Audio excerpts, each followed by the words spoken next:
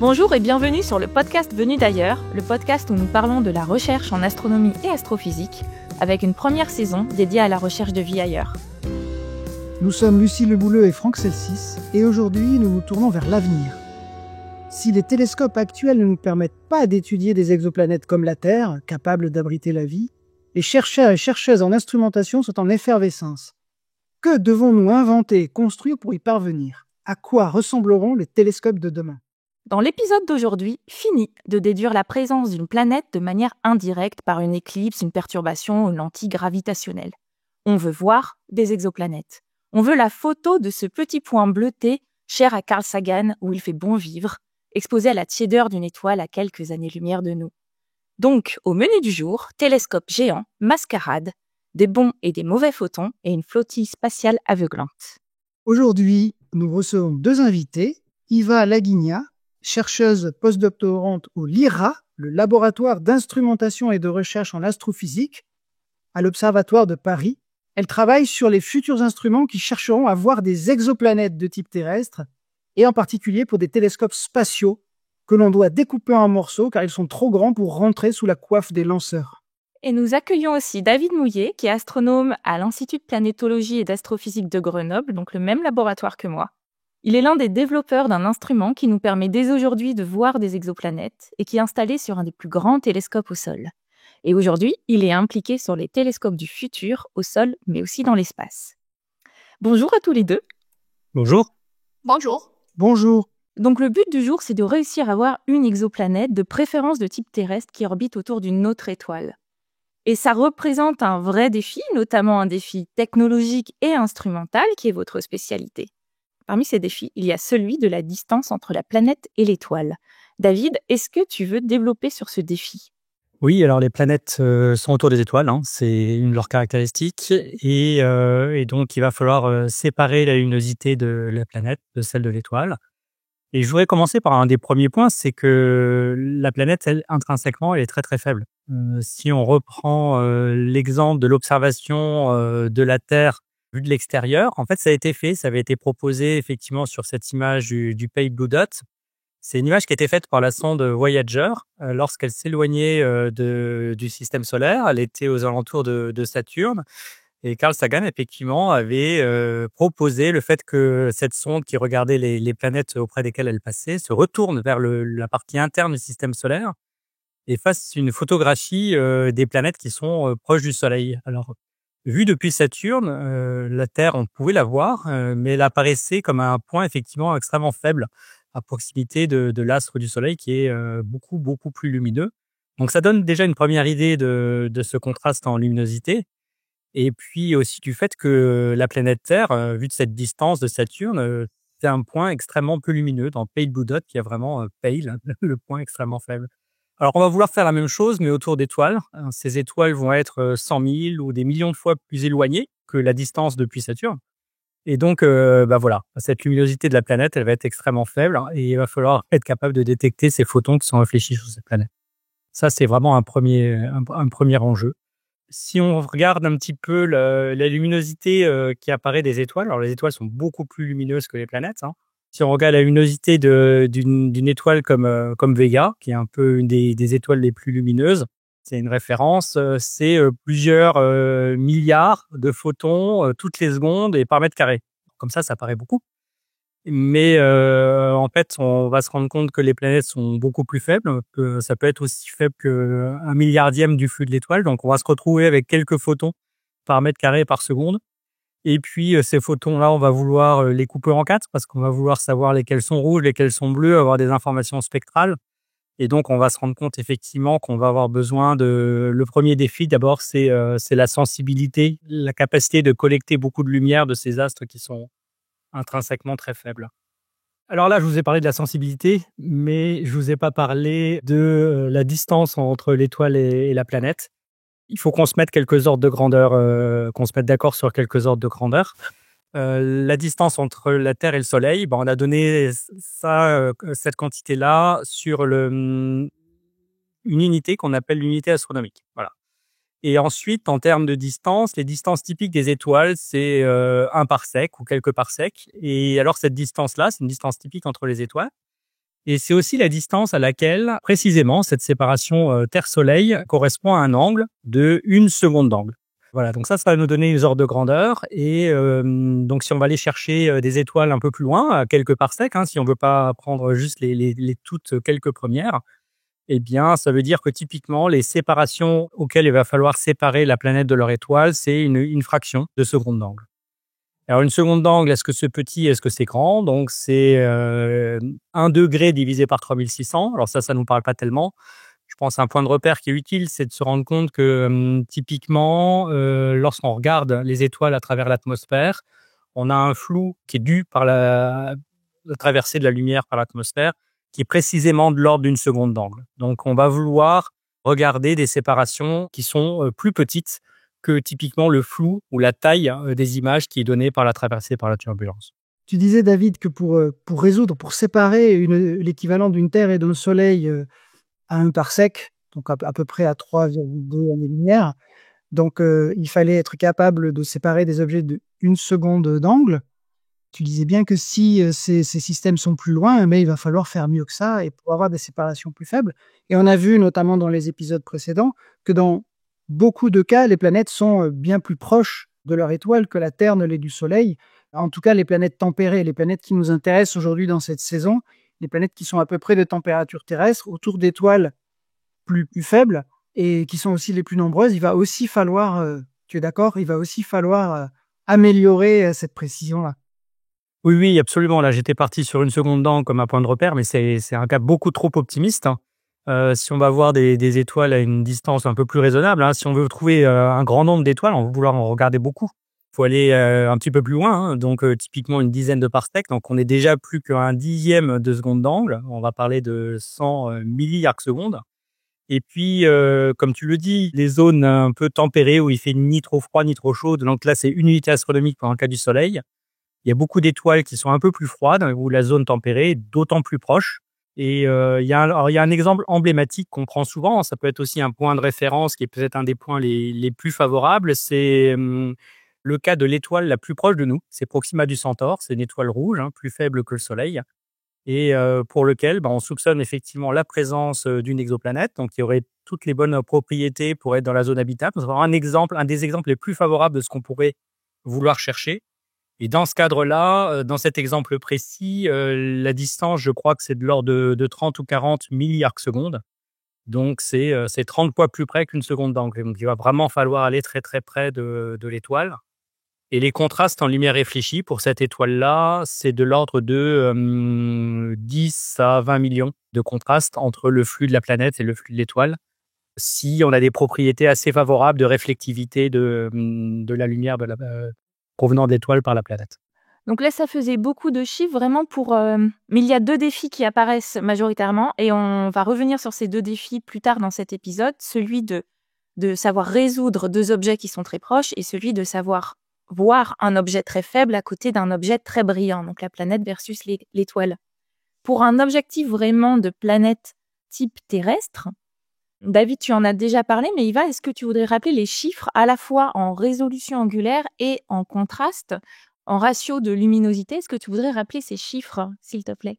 Oui, surtout, ce qui est important à noter, c'est cette difficulté de faire une photo, faire une image de quelque chose qui est très, très faible devient encore plus difficile si c'est quelque chose qui est très, très proche de quelque chose de très lumineux. Donc, bien sûr, si je prends un objet qui est très faible, je suis très loin de lui, comme par exemple une exoplanète lointaine, c'est difficile, mais ça pourrait se faire. C'est vraiment la combinaison entre la faiblesse de sa lumière en combinaison avec sa distance très, très petite projetée sur le ciel qu'il fait si difficile de faire une image. Donc, je trouve qu'il y a un exemple qui le montre très, très bien. C'est si on prend une bougie et on la met à 4000 km de nous et on essaye de prendre une image, ça déjà, c'est très, très difficile. Par contre, les astronomes y arrivent à faire des télescopes et des instruments qui peuvent le faire. Maintenant, si je mets la même bougie à côté d'un grand phare, c'est la même bougie, donc elle a la même brillance qu'avant, mais vu que sa lumière est noyée dans la lumière du phare, c'est là où c'est vraiment le problème d'avoir cette sensibilité dont David parlait tout à l'heure, avec la possibilité de séparer la lumière de la bougie sur l'image pour pouvoir le faire. Et donc, pour une planète terrestre, donc une planète qui est rocheuse, qui est à peu près la même taille comme la Terre, qui est séparée de son étoile hôte aussi d'une unité astronomique. Une planète terrestre qui est rocheuse et petite et aussi séparée de son étoile hôte d'une seule unité astronomique, ça va être une ordre de grandeur où si on reçoit 10 milliards de photons de l'étoile, on va uniquement avoir un photon qui arrive de la planète. Et clairement que là, ça devient très, très difficile. Alors, je pense que c'est quelque chose dont on reparlera plus tard, mais ce ratio de 10 milliards entre la lumière qui vient de la Terre, que la Terre réfléchit du Soleil et la lumière du Soleil, c'est quelque chose qui va varier aussi selon la couleur, la longueur d'onde où on regarde, puisque si on regarde dans l'émission thermique, plus loin dans l'infrarouge, on peut gagner des ordres de grandeur. Il va, je pense. Absolument. Et c'est aussi une des raisons pourquoi maintenant, dans l'astronomie, on essaie vraiment de faire des instruments qui peuvent y arriver à vraiment détecter cette différence d'un photon à 10 milliards de photons de l'étoile. Par contre, tu as raison, quand on regarde un objet, donc par exemple une planète, son émission, donc émission thermique, va être différente que la lumière que cet objet réfléchit. Donc, encore pour un exemple d'une planète terrestre, cette émission, elle est aussi beaucoup plus importante que la lumière réfléchie de l'étoile. Par contre, et je crois que c'est là on va aussi en parler un peu plus tard, c'est que en fonction de la partie du spectre qu'on veut regarder aussi identifié par la spectroscopie, il y a pas mal des détections qu'on voudrait bien faire dans ces parties du spectre où c'est vraiment de la lumière réfléchie. Et c'est vrai que si on est bon à regarder quelque chose dans la partie du spectre émis, ça change les choses, ça devient un peu plus facile, mais quand même difficile. Et c'est aussi bien noté que même si c'est un peu plus facile pour les instruments, c'est encore difficile en gros.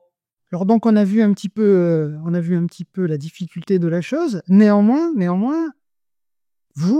les astrophysiciens, avons déjà photographié des exoplanètes.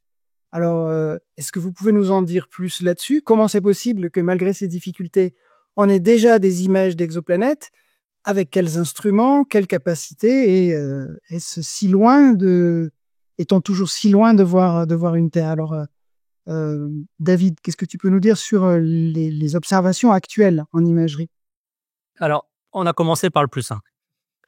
Donc, comme tu l'as dit, les planètes en lumière réfléchie, on est un peu coincé parce que le flux est très faible et puis le plus près, c'est plus difficile. Et puis, plus on s'éloigne et puis plus c'est dilué et plus elle devient encore plus faible. Donc, c'est terrible. Alors, en revanche, les planètes qui sont encore suffisamment chaudes pour émettre leur lumière propre, eh bien, à ce moment-là, on peut espérer de les voir, surtout dans l'infrarouge ou l'infrarouge proche ou un peu plus lointain. Et puis, on peut aussi se permettre de les chercher plus loin de leur étoile. Parce que là, le flux est intrinsèque, vraiment directement lié à leur rayon, à leur température. Par contre, il ne décroît pas lorsqu'elles s'éloignent de leur étoile.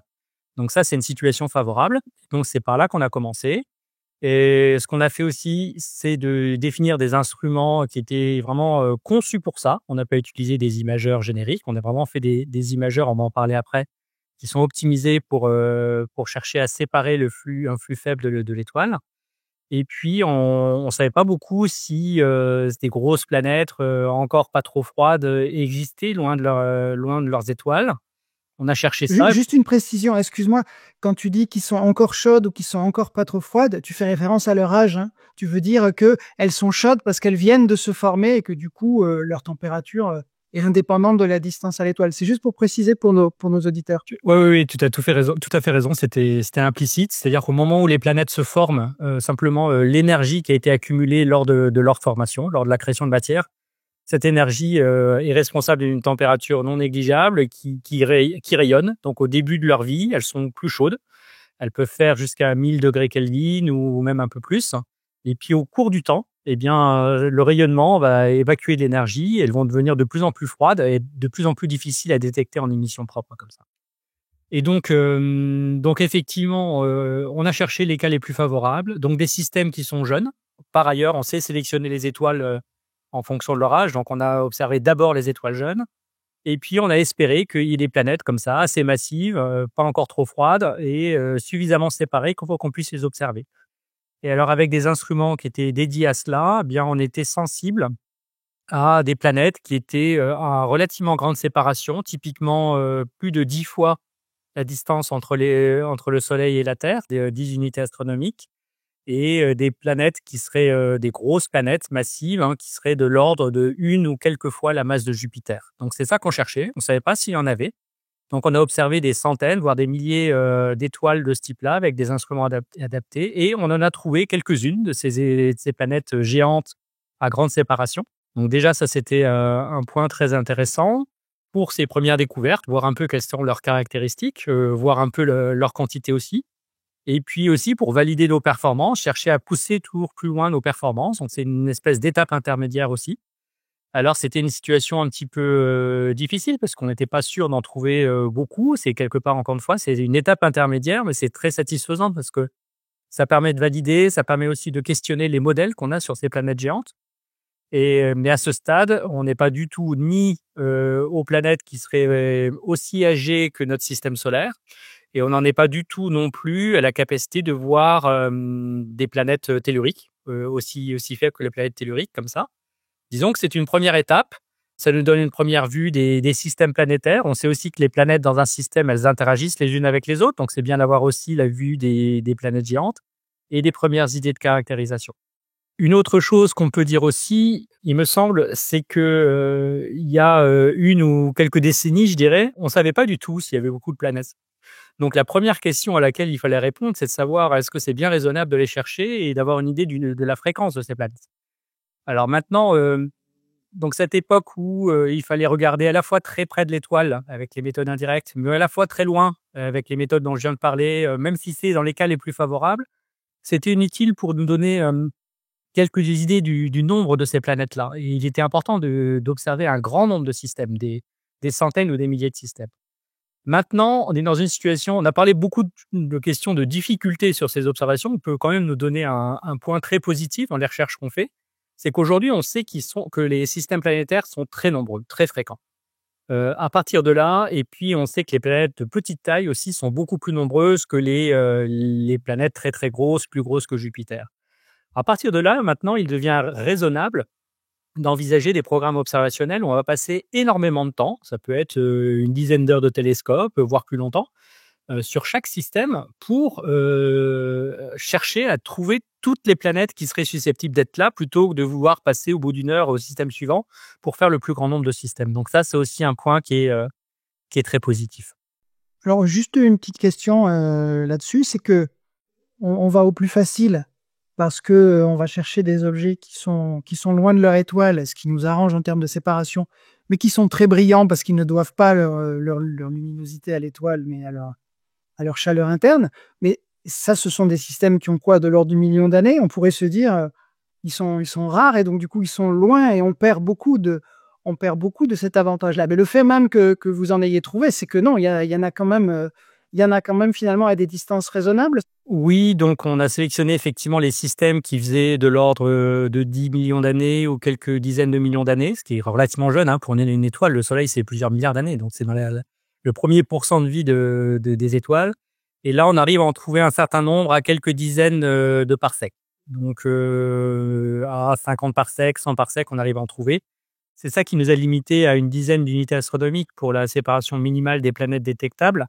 Si on avait fait le même type d'observation autour des étoiles les plus proches de nous, à quelques parsecs, qui elles sont des étoiles âgées essentiellement, eh bien, on pourrait regarder plus près, mais avec une limite en masse qui serait moins favorable. Donc là, c'est un peu le compromis. Et juste aussi une remarque qui m'a toujours frappé, c'est que par une des méthodes, donc on a trouvé des planètes géantes au début très près de leur étoile, et ça a été un grand drame, mais très positif au final pour expliquer la formation de ces planètes qui n'avaient pas le droit d'être là au départ. Et j'ai l'impression qu'il s'est aussi un petit peu passé la même chose pour ces planètes qui sont des Jupiters, des bébés Jupiters qu'on trouve finalement très loin, au-delà des géantes glacées, Uranus et Neptune, si on faisait l'équivalent chez nous, et que c'est pas évident pour les modèles de formation de comprendre comment on forme un Jupiter à 20 fois, mettons, la distance Terre-Soleil. Je trouve ça aussi passionnant de voir que les exoplanètes, on les trouve un peu partout où on les cherche et elle nous questionne toujours là-dessus. Je ne sais pas si ça vous fait réagir ma remarque. Oui, c'était une de beaucoup de surprises qu'on avait sur les observations, les détections des exoplanètes. C'était vraiment qu'on a appris qu'en fait, on ne sait pas beaucoup sur cette diversité qu'on voit qui se manifeste maintenant dans la population des exoplanètes. Il y en a beaucoup des exoplanètes différentes qui sont plus loin, plus proches, très grandes, un peu plus petites. Et je crois ce qui est très motivant dans une situation comme ça pour une chercheuse, un chercheur, c'est de se rendre compte qu'en fait, on est très aveugle. Donc, vu qu'on a essayé de vraiment faire des images des exoplanètes de lesquelles c'était plus facile de faire des images, et là, on en a trouvé plutôt beaucoup, on s'est dit, vu qu'on sait qu'il y a aussi des Jupiters géants très, très proches de leur Soleil, là, c'est trop difficile de faire des images. Clairement, il y a une grande diversité de planètes entre ces deux cas, et même dans les autres sens, où il fallait qu'on ait des instruments qui sont plus puissants pour nous ouvrir cette fenêtre d'observation pour pouvoir vraiment les voir. Donc moi, je trouve ça très, très intéressant que ces surprises, en fait, étaient aussi une des grandes motivations pour vraiment avancer sur le côté instrumental pour se rapprocher des cas différents qu'on veut vraiment avoir. Alors, on sait où on va et on sait à peu près le chemin à parcourir et ça va être très difficile par rapport à ce qu'on est capable de faire aujourd'hui, qui est limité aux planètes plutôt géantes, jeunes, chaudes, etc., lointaines, dans notre environnement assez proche.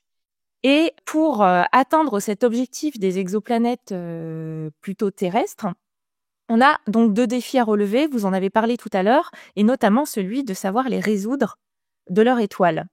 Pour revenir sur ce défi en particulier, qu'est-ce qu'on peut mettre en place déjà pour améliorer la résolution, donc la capacité à résoudre 2 objets très proches, et notamment vis-à-vis du télescope?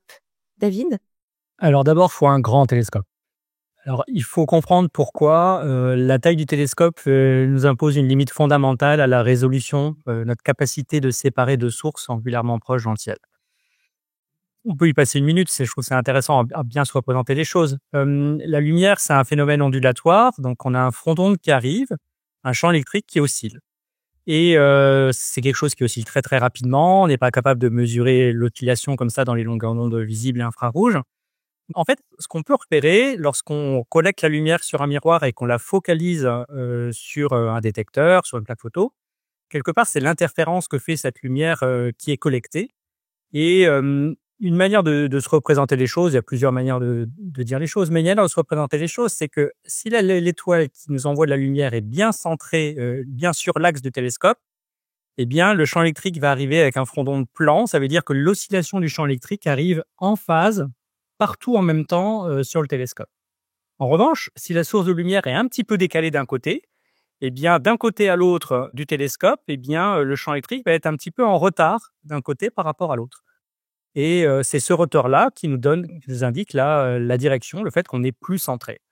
Et alors, juste en termes d'ordre de grandeur, si jamais d'un bout à l'autre du télescope, on est en retard d'une longueur d'onde, le front d'onde est penché, eh bien, ça correspond à un angle qui est typiquement la résolution qu'on peut avoir grâce à ce télescope. Et cet angle, eh bien, c'est cet écart d'une longueur d'onde d'un côté à l'autre du télescope par rapport au diamètre du télescope.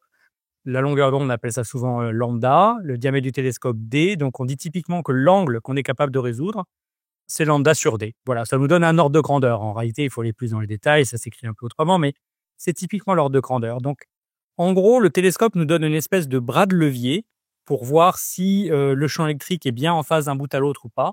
Et plus il est grand, plus on va pouvoir résoudre des angles petits. Donc, c'est ce lambda sur d qu'on peut espérer avoir au mieux. Eh bien, typiquement, si on veut observer, je vais vous donner quelques ordres de grandeur. Je vous ai dit tout à l'heure qu'on voudrait avoir des résolutions bien en dessous d'1 seconde d'angle. typiquement 30 secondes d'angle, ce serait bien. Eh bien, ce lambda sur D dans les longueurs d'onde de proche infrarouge, typiquement à 1 ou 2 microns de longueur d'onde, avec un télescope de 8 mètres, qui est actuellement les télescopes les plus grands qu'on ait, eh bien, ça vous donne une résolution de l'ordre de 50 millisecondes d'angle, un vingtième de seconde d'angle. Donc ça, c'est vraiment la résolution minimale qu'on souhaiterait avoir, sachant que pour observer un objet très très faible, on aimerait bien être pas juste à la limite de résolution, on aimerait bien être beaucoup plus séparé que ça. Donc là, ce qu'on retient, c'est qu'on veut vraiment avoir au minimum des télescopes déjà très grands, de l'ordre de 8 mètres, 10 mètres, tels qu'ils existent aujourd'hui. Et en fait, on aimerait bien aller vers des télescopes beaucoup plus grands. Là, je sais pas, Iva, tu peux peut-être rebondir là-dessus sur les télescopes qu'on envisage. Oui, bah surtout pour mettre ça en relation, s'il y a des gens qui nous écoutent, qui ont leur propre télescope. Normalement, les télescopes qu'on met dans son jardin, par exemple, ça commence avec des diamètres environ 10 cm, 15, 20, 25. Ça pourrait aller plus grand. Maintenant, si on regarde qu'est-ce qu'il y a dans les universités, donc surtout pour les travaux pratiques pour les astronomes, bien sûr, quand on le fait, il y a des télescopes de 50 cm, peut-être 1 mètre et quelque part 1,5 mètre, mais ça reste des télescopes surtout pour découvrir l'astronomie, l'astrophotographie. Comme David le disait, aujourd'hui, les télescopes qu'on utilise sur le sol pour faire ces genres d'observations, c'est surtout des télescopes qui ont des miroirs d'un diamètre entre 4 et 8 mètres. Donc, c'est ça un peu la différence. Si j'ai quelque chose de 20 cm dans mon jardin ou 8 mètres quelque part dans le désert du Chili, ça fait quand même une grande différence. Et même avec ça suffit pas forcément pour faire ces observations avec les distances dont on parlait. Et donc, l'idée, c'est aujourd'hui ou pour le futur, de construire des télescopes qui sont bien plus grands que ça. Et là, on veut faire des télescopes qui ont des diamètres entre 30 et 40 mètres. Donc, ça fait une grande différence entre 8 mètres et 30 mètres. Et le plus grand problème qu'on a avec ce genre de miroir, c'est que c'est très difficile de construire un seul miroir, on dit monolithique, donc fait d'une seule pièce, qui fait 30 à 40 mètres. Et la solution que tu as choisie, c'était de prendre beaucoup de miroirs plus petits, au lieu de diamètre environ 1 mètre, 1 mètre 50, et de les mettre ensemble pour construire un miroir plus grand qui maintenant est fait de ce groupe de miroirs, et c'est maintenant un miroir segmenté. Donc, comme ça, on fait en fait un gros miroir qui est fait par beaucoup de petites pièces. Et ça nous permet d'y aller pour vraiment faire, par exemple, le European Large Above. Ça nous permet de faire, par exemple, le Extremely Large Telescope, on dit aussi ELT. C'est un projet de l'ESO, c'est le European Southern Observatory. Donc, c'est une organisation des astronomes en Europe qui, du coup, gère aussi des télescopes en Chili.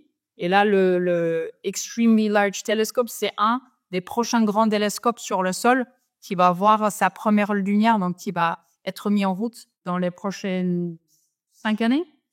Mais il y en a des autres, donc le Giant Magellan Telescope, donc lui aussi, il va avoir environ 30 mètres de diamètre. Donc voilà, c'est vraiment le but de pouvoir y arriver pour avoir des grands diamètres, pour accéder à des résolutions spatiales beaucoup plus petites, pour accéder à ces distances très très petites des étoiles pour y voir des planètes. David, tu voulais intervenir ? Oui, je pense que là, on se rend bien compte que ces machines sont vraiment difficiles à construire. C'est un défi à chaque fois. Et il faut bien se rendre compte en termes d'ordre de grandeur. Hein, les télescopes de taille de 8 à 10 mètres, il y en a à peu près une dizaine dans le monde. À chaque fois, c'est des collaborations qui regroupent un grand nombre d'instituts. On essaie de les exploiter au mieux. Et là, la génération suivante dont on parle, 30, 40 mètres, c'est encore un défi bien plus grand et il y en aura quelques-uns, 1, 2, 3 pour toute la planète. Donc l'idée vraiment, c'est de se mettre à travailler tous ensemble et de s'assurer qu'on arrive à bien à la fois mettre les défis technologiques ensemble et puis définir aussi des programmes observationnels, préparer toutes ces observations. Et les exoplanètes, c'est une des motivations pour ces télescopes-là. Je rappelle aussi que surtout ces télescopes sont bien très très grands, donc ils vont avoir une meilleure résolution, ils vont avoir une meilleure sensibilité, ça c'est très bien. pour garder cette résolution, il faut toujours garder cette qualité de surface du télescope, toujours au niveau requis, hein. Donc je vous ai donné ce point de repère tout à l'heure de la longueur d'onde. C'est quelque part, c'est l'unité, de mesure, hein, qui nous permet de mesurer la lumière. Donc il va falloir que la qualité de surface de l'ensemble de ce miroir, reconstitué gigantesque soit bien, bien meilleure qu'une longueur d'onde. Et donc on va parler de, quelques dizaines de nanomètres de précision de la surface qui est obtenue là-dessus. Donc, c'est réellement un défi technologique énorme. Et c'est d'autant plus un défi du coup que ces télescopes sont segmentés et ont des segments qui sont très différents. Je ne sais pas si Yva, notamment, tu as les chiffres de combien de segments vont former l'Extremely Large Telescope et combien de segments du coup devront être alignés. Et pareil pour le Giant Magellan Telescope que tu as aussi mentionné. Le Extremely Large Telescope, lui, il va avoir plus que 800 segments qui vont être rassemblés pour faire un seul grand miroir. Et il faut s'imaginer que c'est quand même difficile d'aligner plus que 800 segments pour faire un grand miroir. Et du coup, la forme qui était choisie pour ce télescope, c'était de faire des segments plus petits d'une forme hexagonale, parce que comme ça, on peut vraiment remplir toute la place du miroir primaire de ce télescope pour arriver à faire quelque chose de 39 mètres. Donc ça, c'est le diamètre officiel du Extremely Large Telescope. Le Giant Magellan Telescope, par contre, lui, il suivait une stratégie un peu différente. Là, l'idée, c'était de dire, on est déjà capable de construire des miroirs ronds monolithiques de 8 mètres de diamètre. Donc là, les astronomes ont décidé d'en prendre 7 et de les mettre ensemble pour avoir un grand télescope d'environ 30 mètres. Bien sûr que ça fait une grande différence, ou peut-être pas une grande différence, mais quand même une différence sur le niveau de couvrage du couverture. Ça fait une différence en termes de couverture du plan du miroir, où on peut vraiment détecter de la lumière, mais c'est deux stratégies différentes pour en construire deux grands miroirs segmentés, un avec 800 segments ou plus et un qui en a que 7, mais plus grand. Oui, et ces télescopes segmentés au sol ne sont pas grand-chose sans un composant optique très particulier. David, tu vas nous en parler. Quel est le souci principal pour les télescopes au sol, surtout lorsqu'ils sont de plus en plus grands? La turbulence et l'atmosphère. Donc, je vais rester sur mon idée, hein, c'est qu'il faut qu'on préserve la propagation de la lumière avec une précision qui est bien meilleure que la longueur d'onde, donc bien meilleure que le micron. Or, la lumière, lorsqu'elle traverse l'atmosphère, alors d'une part, une partie est absorbée, donc il y a des zones de lumière, des longueurs d'onde qu'on ne pourra pas voir, ça on y reviendra après. Mais d'autre part, pour la lumière qui est propagée, eh bien, comme l'atmosphère n'est pas homogène, il y a des endroits les plus chauds, des endroits les plus froides. Et donc, ça joue sur la vitesse de propagation de la lumière. Donc, il y a des endroits où elle va être retardée, d'autres avancée. Et ça perturbe ce qu'on appelle le front d'onde et donc la qualité d'image in fine. Dit autrement, ça dévie les rayons lumineux selon l'endroit où ils passent. Cette dégradation-là, ça a pour conséquence de dégrader la résolution qu'on a. Au lieu d'avoir une qualité d'image qui est de l'ordre de la diffraction, lambda sur D, dont j'ai parlé tout à l'heure, donc typiquement quelques dizaines de milliards de secondes qu'on souhaite obtenir avec les télescopes de 10 mètres, eh bien, on va avoir une résolution qui est dégradée à 1 seconde d'angle. Donc ça, c'est vraiment un tueur pour nos objectifs scientifiques. Il faut corriger cet aspect-là. Une manière de corriger ça, c'est de mesurer ces perturbations dues à l'atmosphère et ensuite de chercher à corriger ces perturbations. Alors, pour mesurer ça, eh bien, on a mis au point des systèmes. Là, ça fait une vingtaine ou une trentaine d'années que ce genre de recherche est développé. En gros, des systèmes qui regardent d'un bout à l'autre de la pupille, de la grande surface collectrice, à quel endroit c'est en retard ou en avance. Et puis, en temps réel, de corriger ça avec un miroir qui est déformable. C'est-à-dire simplement, on va mettre sur un miroir des bosses et des creux qui vont compenser le retard ou les avances du front d'onde de la lumière qui arrive. Et de manière à ce que cette correction compense les défauts et restitue la qualité d'image qu'on souhaitait initialement. Sur le principe, ça paraît simple, on se dit c'est un peu naïf, mais en pratique, non, ça marche. On a réussi à faire marcher cela depuis les années 90, ça s'est mis au point, ça progresse continuellement depuis, à partir de systèmes qui étaient assez élémentaires à des choses qui fonctionnent sur des télescopes de plus en plus grands, avec des résidus, de correction qui sont de plus en plus petits. Une des grandes difficultés, c'est qu'il faut faire ça très, très vite.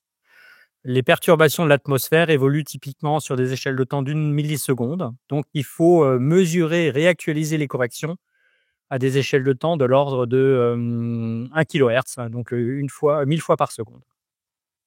Et le nombre d'actuateurs qu'on met sur un miroir déformable pour corriger ces défauts, plus on veut faire des corrections fines, plus il faut mettre beaucoup d'actuateurs pour coller au mieux aux déformations. Et on a commencé au début avec quelques dizaines d'actuateurs et maintenant on en est à quelques milliers d'actuateurs. Et donc là maintenant, on a un système de correction des perturbations atmosphériques qui fonctionne, qui sont déployés sur un grand nombre de télescopes. On arrive à restituer la résolution angulaire, c'est-à-dire le cœur de l'image est bien piqué avec la résolution qu'on souhaitait. Et la recherche continue toujours pour améliorer les résidus puisque essentiellement on a la résolution souhaitée. Mais ce qui va nous embêter toujours pour avoir le très très haut contraste, c'est les résidus. C'est-à-dire même si 99% ou 95% de la lumière est bien maîtrisée, a bien la forme souhaitée, s'il en reste quelques pourcents de cette lumière-là qui est mal maîtrisée, qui continue à diffuser un peu partout, eh bien cette fraction de la lumière-là va nous embêter pour voir des objets extrêmement faibles. Donc ça va être une limite pour le grand contraste. Oui, alors je ne sais pas si tu l'as dit ou j'ai eu un petit manque d'attention. Les actuateurs dont tu as parlé, ce sont les pièces mécaniques, c'est ça, qui appuient en différents points du miroir pour le déformer. Exactement. Un miroir déformable, en fait, c'est une membrane réfléchissante. Donc, c'est un miroir qui souvent est petite de manière à pouvoir être déformé. Et derrière, il y a ce que j'appelle un actuateur. C'est effectivement un dispositif. Il y a différentes technologies pour faire ça, qui va pousser et tirer. Donc, il faut être capable de pousser et tirer sur une course de quelques microns, de faire ça à plusieurs centaines de hertz et de commander ça avec le plus de précision possible. Très bien. Et dis-moi si je me trompe, il me semble avoir entendu que ces technologies développées pour l'instrument sphère sur lequel vous travaillez, qui est sur le VLT, et qui permettent comme ça de communiquer très rapidement entre la déformation imposée et l'image, ont eu depuis des applications dans d'autres domaines, je crois notamment en imagerie de l'œil. J'avais entendu parler de ça, je me trompe ou... Oui, absolument. Donc, chercher à restituer la qualité d'image dans un milieu turbulent, ça a été demandé par l'astronomie. Et effectivement, si vous voulez observer le fond de l'œil, une manière de faire les choses, c'est d'envoyer une lumière à travers la pupille et de faire rebondir cette lumière sur la rétine. Or, l'œil, contrairement à ce qu'on pourrait penser, c'est un milieu très aberré. C'est-à-dire la lumière est déviée à l'intérieur de l'œil. Et donc, lorsqu'on fait cet aller-retour-là, eh bien, en fait, on a une qualité d'image qui est vraiment mauvaise. Et en fait, on peut, de la même manière qu'on corrige les défauts de l'atmosphère, on peut corriger les défauts de la lumière à travers le passage dans l'œil par ce type de dispositif. Et il y a eu des collaborations très fructueuses entre des astronomes, des médecins pour mettre au point et ensuite mettre à disposition dans les hôpitaux ces dispositifs de vision du fond de l'œil. Je voulais aussi rajouter que ces systèmes d'optique adaptative, ils sont vraiment puissants. Donc, David nous parlait qu'avec ça, on est capable de contrôler au moins jusqu'à un point les turbulences qu'on trouve dans l'atmosphère, qui nous gênent à voir des images très claires. Par contre, il y a aussi des autres sources d'erreurs du front monde, du coup, qui parviennent du télescope lui-même. Donc, comme on disait, ces nouveaux télescopes qu'on va utiliser dans les décennies qui viennent, il va être très très grand, il va être segmenté. Donc, à cause de la gravité, à cause du vent, ces segments, ils vont bouger entre eux. On va avoir des influences de la gravité. Donc, quand on tourne ce télescope pour pouvoir pointer à des cibles différentes, on va avoir des influences de la gravité sur la structure du télescope. Et même si ces changements, ils se passent sur des échelles de temps moins importantes que la turbulence de l'atmosphère, même ici, ces systèmes d'optique adaptative, ils vont nous aider beaucoup à corriger les défauts qui sont introduits par des instabilités des télescopes eux-mêmes. Et c'est là on voit vraiment que ces systèmes qu'on développe pour les instruments, pour les télescopes, sont vraiment très, très puissants et ils peuvent nous aider beaucoup. On peut mettre quelques ordres de grandeur finalement, pour se résumer. Avec des télescopes aussi grands qu'un télescope de 40 mètres tel qu'on va le concevoir, simplement lorsqu'on le pointe à cause de la gravité, à cause du vent, on va avoir des déformations des surfaces qui vont être de plusieurs dizaines, voire une centaine de microns. Ça, c'est énorme, on ne peut pas tolérer ça. Donc ça, il y a un système d'asservissement qui va corriger ça. Ça, c'est purement mécanique. Ensuite, la turbulence atmosphérique perturbe le front d'onde, et ça nous fait des déformations de quelques microns. Et ça, c'est encore beaucoup trop pour la qualité d'image qu'on veut, et l'optique adaptative est capable de corriger ça. Et ça nous amène à des résidus qui est, pour une optique adaptative moyenne, qui est de quelques centaines de nanomètres, donc ça veut dire quelques dixièmes de microns. Donc maintenant, je parle à des nanomètres, j'ai changé d'échelle, où les meilleurs systèmes optiques adaptatifs nous amènent à des résidus qui sont de l'ordre de quelques dizaines de nanomètres. Donc là, ça devient très bien. Avec ce niveau de performance, l'essentiel de la lumière est vraiment limité par la diffraction, on va pouvoir la contrôler très très bien. Et il reste une petite partie qui est mal contrôlée, qui nous amène à des contrastes de résidus de lumière mal contrôlés, qui est de l'ordre de 10-5 ou de 10-6 par rapport à l'étoile. Et si on veut aller vers des contrastes encore plus grands, eh bien, va falloir encore pousser davantage cette capacité de contrôle des résidus à mieux que quelques dizaines de nanomètres. Et là, on va vers des chiffres qui deviennent carrément effrayants, mais c'est ce qu'on voudra faire pour les objectifs les plus ambitieux de détecter des planètes telluriques. Formidable. Alors donc, on a vu que l'atmosphère, en tout cas celle de notre planète, est un obstacle à cette ambition de prendre les exoplanètes en photo. Alors, intuitivement, on pourrait dire allons dans l'espace, sortons de l'atmosphère.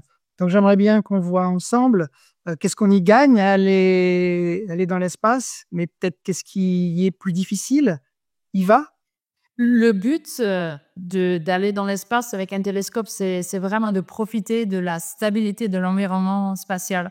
Alors, comme tu as déjà dit, donc il n'y a pas d'atmosphère entre la cible qu'on regarde et le télescope quand on met le télescope dans l'espace. Il n'y a aussi pas la même influence de gravité. Par contre, il y a des autres influences qui nous empêchent aussi d'avoir les qualités d'image qu'on veut bien. Donc, par exemple, si on met un satellite dans l'espace, soit très proche de la Terre, soit plutôt loin, on sera toujours dans l'influence thermique du Soleil. Donc, à chaque fois qu'on tourne le télescope, on va avoir une température différente sur des différentes parties du télescope, et ça aussi va changer la structure du télescope. Et voilà, c'est juste un exemple comment il y a des différences entre le sol et l'espace. Bien sûr que le but reste aussi de construire des télescopes qui sont bien grands. Le problème de la séparation angulaire entre les planètes type terrestre et leur étoile, c'est le même problème. On n'enlève pas uniquement en mettant un satellite dans l'espace. Donc, on veut aussi avoir des télescopes très, très grands. Le problème, c'est bien sûr qu'un télescope qui va être lancé dans l'espace, du coup, il doit être lancé. Donc, on doit le mettre dans une fusée. Et du coup, ça nous limite en termes de diamètre des miroirs qu'on peut mettre sur un télescope spatial.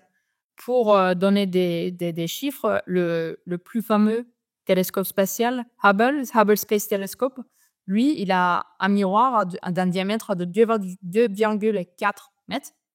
Et le plus nouveau, donc peut-être c'est lui maintenant, qui est le plus fameux, le James Webb Space Telescope, qui était lancé en 2021. Lui, il a un diamètre de 6,5 mètres, donc il est bien plus grand que Hubble, et du coup, lui, il est segmenté. Pourquoi? Il n'y avait pas de fusée qui était assez grande pour mettre quelque chose de 6 mètres dedans et pour le lancer. Et alors, la solution, c'était de le plier. Et si on veut le plier, il faut qu'il ait fait de segments différents. Et puis après le lancement, il s'est déplié dans l'espace quand il a traversé son chemin pour se retrouver dans son point de parking et de son point d'observation. Donc ça aussi, ça donne un peu un sentiment sur, oui, aujourd'hui, on dit que les télescopes de 8 mètres sur le sol, c'est pas assez, on en veut plus. Par contre, dans l'espace, parce que c'est plus compliqué, ça coûte beaucoup, beaucoup plus cher de mettre un télescope dans l'espace que de le construire dans le sol. Une fois lancé, on peut rien y changer. Donc, une fois lancé, c'est bye bye et ciao, on a fait ce qu'on pouvait. Maintenant, il faut bien utiliser ce qu'on a. Par contre, sur le sol, on peut quand même essayer de faire des réparations ou d'améliorations ou changer peut-être des pièces du télescope. Et donc, ça fait une grande différence au niveau de l'exploitation du télescope, au niveau d'investissement de l'argent, investissement personnel. Mais il y a quand même beaucoup d'avantages qu'on voudrait bien utiliser. David, tu voudrais ajouter quelque chose sur l'avantage et les difficultés de l'espace? Non, je suis complètement d'accord avec ce que vient de dire Yva. Dans tous les cas, on va chercher d'avoir les télescopes les plus grands possibles. La limite va pas être au même niveau, hein. Donc, lorsqu'on fait le plus grand possible depuis l'espace, on arrive à aujourd'hui 6,50 m. On n'ose pas trop imaginer beaucoup plus, hein, ça donne l'ordre de grandeur. Au sol, c'est aussi un challenge, mais on est plutôt à 30-40 mètres. Donc, l'avantage du sol, c'est que on pourra avoir des résolutions angulaires plus favorables. Et donc, ça veut dire que si on veut aller à quelques dizaines de milliards de secondes, depuis l'espace, ça sera vraiment à la limite de résolution du télescope. Donc, les exigences en termes de contraste au plus près seront vraiment poussées à leur limite, mais dans des conditions très favorables, très stables, sans perturbation. Alors qu'au sol, on a plus de perturbations à gérer, mais on va chercher à avoir un grand contraste à plus loin en regard de la résolution qu'on peut obtenir. Alors, j'avais une ou deux questions sur ce sujet. Je suis un petit peu extérieur à ça, donc oui, une des choses, moi, qui me fait réaliser à quel point c'est difficile et compliqué d'envoyer dans l'espace, c'est quand on a eu l'occasion de voir un jour un des instruments qui sont associés à ces grands télescopes qu'on a au sol.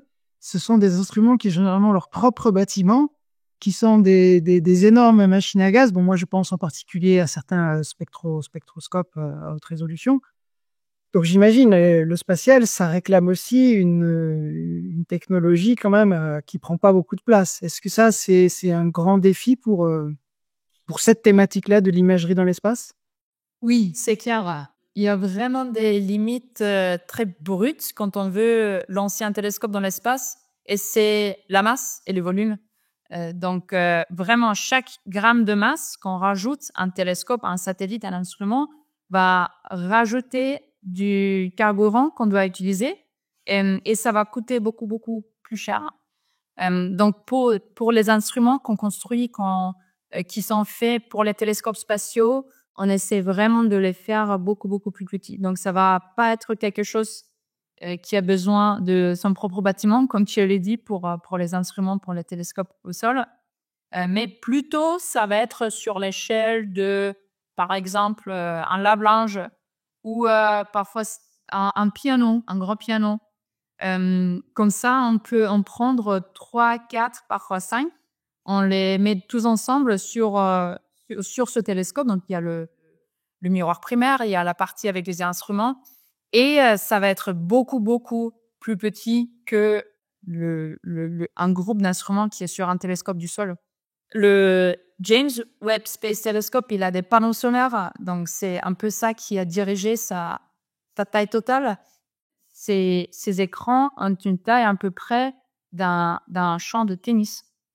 Donc on voit que c'est vraiment beaucoup plus petit que, par exemple, un grand télescope au sol, où on peut prendre quelques champs de foot même, où on peut s'installer, bien sûr avec toute l'infrastructure autour aussi.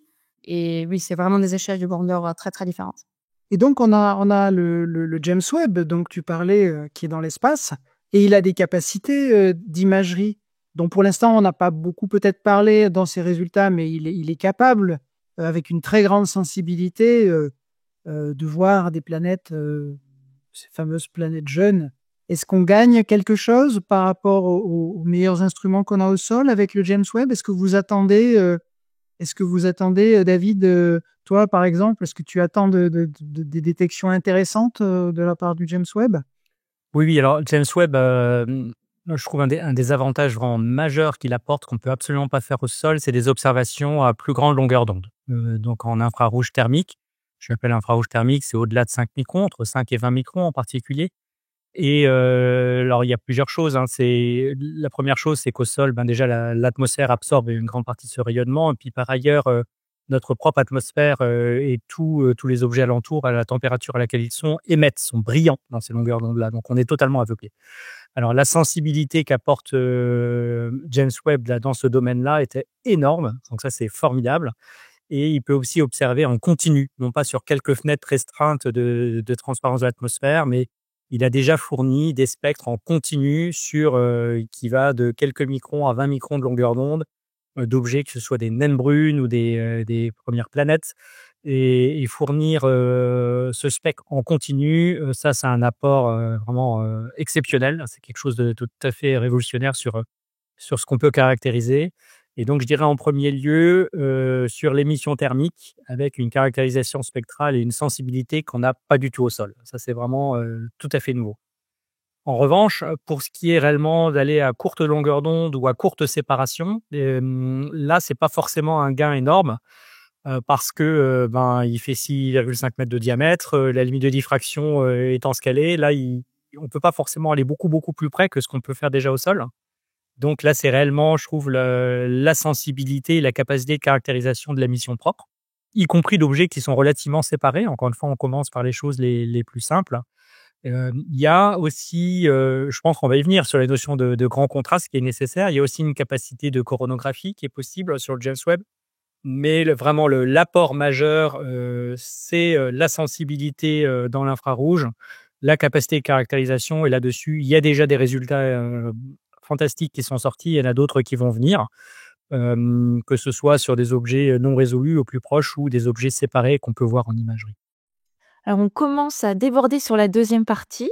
Jusque-là, on a parlé de diffraction, on a parlé de résolution, on a parlé de ce premier défi représenté par les futures détections, on espère, de planètes type terrestre. L'autre défi dont vous avez parlé au tout début, c'était celui du contraste, être capable de voir un objet très faible à côté d'un objet très brillant. Et ça va être le sujet de cette nouvelle section. David a commencé à en parler. Comment est-ce qu'on arrive à voir un objet très faible à côté d'un objet très brillant? Je vais peut-être poser la question à Iva. Alors, il faut trouver des moyens comment de se débarrasser de cette lumière qui nous parvient de l'étoile pour pouvoir y arriver à vraiment capter les photons de la planète. Donc, une solution, c'est d'utiliser un instrument qui s'appelle un chronographe. Donc, David on a déjà parlé un peu. Et un chronographe, en fait, c'est un regroupement de masques dans un instrument. Ça peut être de masques très, très simples. Donc, le premier chronographe qui était fait par le français Bernard Liot, c'était vraiment un petit masque qui était mis dans son télescope pour cacher le soleil, pour essayer de voir la corona solaire autour. Après quelques décennies, on a réutilisé ça. Et on n'a pas uniquement pointé un chronographe au soleil, mais aussi aux étoiles différentes. Et donc là, c'est vraiment un masque qui cache le soleil, et c'est pas qu'un seul masque, il y en a plusieurs qui font le système chronographique. En théorie, des chronographes, ils peuvent marcher très très bien. Le problème, c'est qu'un système théorique, on l'imagine normalement sans défaut. Donc, si on confronte un instrument chronographique à la réalité, forcément, on va y avoir des défauts du front d'onde, et ça pose un problème au chronographe. Et c'est là où il y a cette synergie entre les instruments très très spécifiques comme les chronographes, qui sont vraiment faits pour nous donner la possibilité de voir des objets plus brillants à côté des objets très très brillants.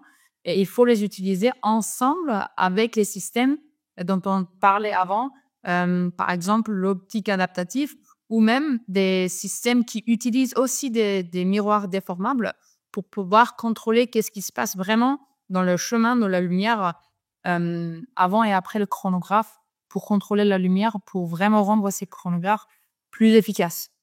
Donc les chronographes aujourd'hui, ce sont des composants qui servent à enlever au mieux la lumière de l'étoile. Déjà, est-ce que ça a un impact sur la lumière de la planète elle-même? Oui, et c'est un des points qui nous dit est-ce que le chronographe qu'on veut utiliser, il est plus bon ou moins bon pour une certaine application. La lumière de l'étoile qui passe par le chronographe, c'est pas la seule lumière, c'est aussi la lumière du planète qui passe par ce même chronographe. Donc normalement, les chronographes sont conçus d'une manière où ils bloquent surtout la lumière de l'étoile, mais on peut pas empêcher qu'il a aussi un effet sur la lumière de la planète. Et donc nous, les instrumentalistes, on essaie de réfléchir comment on peut vraiment construire des chronographes qui ont le plus grand effet sur la lumière de l'étoile et le moindre effet sur la lumière de la planète, mais c'est pas toujours évident. Et c'est aussi une raison pourquoi ces systèmes nous imposent une limitation sur la séparation minimale qu'on peut imaginer avec un chronographe. Aujourd'hui, les chronographes, qu'est-ce qu'ils arrivent à regarder et à quoi ils devront ressembler pour les futurs télescopes? David? Donc, comme disait Yva, il y a eu toute une recherche en fait pour mettre au point ces coronographes. Il y a toute une diversité. Et bon, cette recherche, elle a été active beaucoup sur les 20 dernières années. Hein. C'est un sujet qui a motivé beaucoup d'équipes. Maintenant, j'ai l'impression qu'il y a une relativement bonne maîtrise à la fois de la conception, avec des modèles numériques à optimiser, et aussi de la capacité à réaliser, vraiment d'un point de vue technologique, les composants. Mais il reste toujours, il y a des compromis à faire. Il faut savoir ce qu'on veut. Et dans les compromis, c'est par exemple, est-ce qu'on veut avoir un contraste qui va extrêmement profond, mais peut-être au prix d'avoir une transmission pour la lumière de la planète qui soit dégradée? Est-ce qu'on souhaite aussi qu'il soit très large bande en termes spectrales, j'entends, qui marche du rouge au bleu? Souvent, en fait, les composants, ils sont optimisés pour une longueur d'onde centrale et puis il faut qu'on définisse sur quel domaine ils peuvent être efficaces. Et puis, un des points surtout qui est très important, c'est la région d'intérêt. C'est-à-dire, quelque part, on va pouvoir rejeter fortement la lumière de l'étoile dans une zone donnée. Et plus on veut que cette zone s'approche de l'élément de résolution, j'ai toujours parlé de mon 1 lambda sur D sur lequel je reviendrai toujours, qui est l'échelle angulaire. Plus on va vouloir s'approcher au plus près de 1 lambda sur D, plus c'est exigeant. Donc, on va le payer en capacité d'alignement, en transmission, en bande passante, etc. Donc, faire des chronographes qui éteignent le halo de l'étoile dans l'essentiel et en particulier relativement loin à quelques éléments de résolution, ça on arrive à bien faire. Aller au plus près, c'est là que ça devient extrêmement délicat. Et donc là, il y a des compromis à faire. Mais encore une fois, moi, ce que je retiens, c'est qu'aujourd'hui, donc il y a des limites physiques à ce qu'on peut faire sur la manipulation de la lumière. Mais j'ai l'impression que les outils méthodologiques et technologiques sont relativement bien maîtrisés aujourd'hui. Il y a encore des développements, mais on comprend bien ce qui se passe. En revanche, au bout du bout, ce qui va toujours nous limiter, c'est les défauts du front d'onde, de la qualité optique à laquelle on arrive. Si c'était parfait, quelque part, on pourrait jouer vraiment avec les compromis de conception, les choix de conception qu'on fait sur les coronographes pour avoir des contrastes vraiment qui sont très très forts, qui peuvent aller jusqu'à plusieurs milliards. Donc théoriquement et technologiquement, on saurait faire. Mais vraiment, ce qui nous limite, c'est la qualité d'image. Et il faut garder en tête que le coronographe ne pourra jouer que sur la partie bien propre du front d'onde. Tout ce qui est des perturbations non contrôlées, vont échapper en quelque sorte à la capacité au rôle du coronographe. Donc il y a aussi, non seulement il faut que le coronographe soit bien conçu, mais qu'il soit conçu aussi en lien avec la qualité d'image qu'on peut espérer avoir. Et de ce point de vue-là, on sait que si on observe depuis le sol, même avec une très bonne optique adaptative, on aura des résidus de front d'onde qui vont être, comme je l'ai dit, de peut-être quelques dizaines de nanomètres. Et donc, ça sert à rien d'avoir un coronographe qui aille beaucoup plus loin que cette limitation-là. En revanche, depuis l'espace, on peut espérer avoir quelque chose de bien meilleur parce qu'on sera beaucoup plus stable. Et donc, on peut avoir un coronographe qui vise à être beaucoup plus performant que ça. Mais dans le même temps, comme le télescope est plus petit, on voudra aussi lui demander plus. Donc, c'est d'une certaine manière plus facile, mais on est aussi plus exigeant sur le coronographe pour aller être capable d'éteindre davantage et beaucoup plus près de la résolution. Donc, c'est un peu ces deux grands compromis qu'on a là. Ouais. Et en termes d'objets, depuis l'espace et au sol, qu'est-ce que les meilleurs coronographes aujourd'hui arrivent à voir? Plutôt, vous parliez d'être capable de voir des objets qui sont 10 milliards de fois plus faibles que leur étoile pour des exoplanètes type terrestre, par exemple. Mais aujourd'hui, qu'est-ce qu'on arrive à voir grâce au coronographe? Alors, je peux répondre pour le sol, et puis je te laisserai la parole pour l'espace, Yva. Au niveau du sol, encore une fois, le coronographe lui-même n'est pas l'élément limitant. On arrive à avoir des contrastes de l'ordre de quelques millions entre le plus petit flux détectable de la planète par rapport à l'étoile, et ceci à une poignée, je dirais 4-5 éléments de résolution de l'étoile. Cela se traduit à quelques centaines de millisecondes d'angle de l'étoile. Voilà ce qu'on arrive aujourd'hui à faire au sol. Ensuite, on peut encore penser à améliorer les choses, non pas juste sur le contraste de l'image telle qu'on la reçoit directement sur le détecteur, mais avec du traitement du signal qu'on fera a posteriori sur ces images-là. Bon, ça, c'est encore un autre sujet. On peut encore gagner peut-être un facteur 10 ou un peu plus, mais ça vous donne un peu les ordres de grandeur. Donc là, de l'ordre du million sur le contraste depuis le sol. Et ce qui est intéressant, c'est qu'en fait, la limitation du contraste qu'on peut atteindre depuis l'espace, c'est un peu le même comme le contraste qu'on peut atteindre depuis le sol, mais c'est dû à des limitations différentes.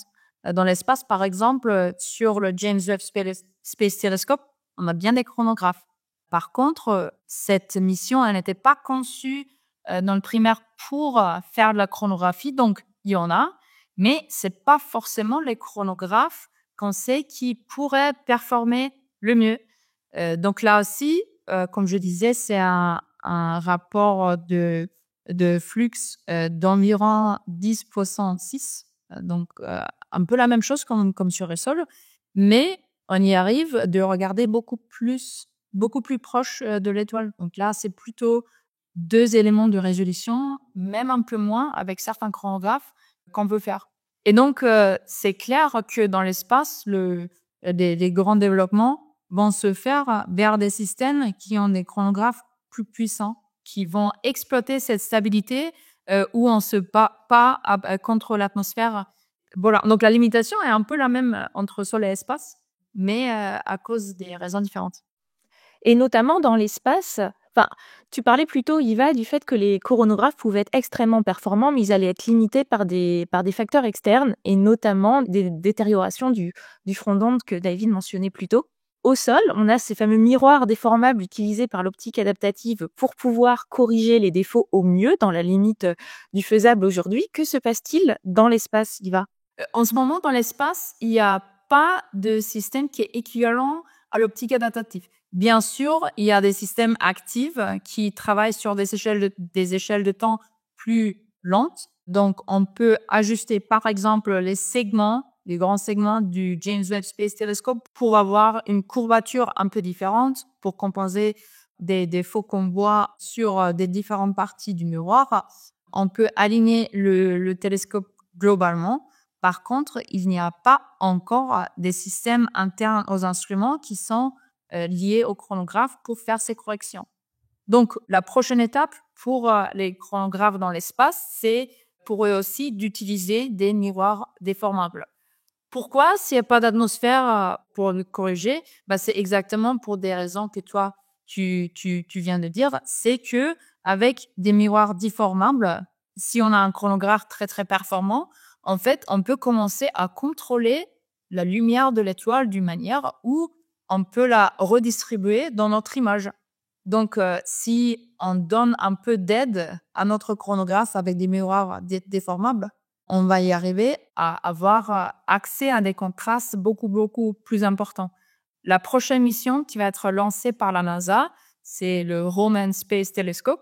Lui, il va avoir des chronographes bien plus puissants que le James Webb Space Telescope. Et en plus, il va pour la première fois avoir une paire de miroirs déformables dans l'espace. Donc, c'est pas un seul miroir, mais en fait, ça va être 2 miroirs déformables qui, enchaînés, vont travailler ensemble avec ce chronographe pour nous donner des contrastes qui maintenant sont plutôt d'une ordre de grandeur 10 puissance 8. Donc 7 à 8, on espère en avoir vraiment 8. Et c'est le prochain pas dans ce développement pour les chronographes plus puissants dans l'espace. Oui, donc le coronographe, c'est un masque ou un système de masque qui se situe dans l'optique du système. On a entendu parler il y a quelque temps, c'était même une solution, une technologie très en vogue, mais qui, à ma connaissance, n'a pas été retenue, en tout cas dans l'horizon programmatique des agences. C'était l'idée d'un occulteur, un star shade en anglais. Est-ce que vous voulez nous en dire quelques mots, David ?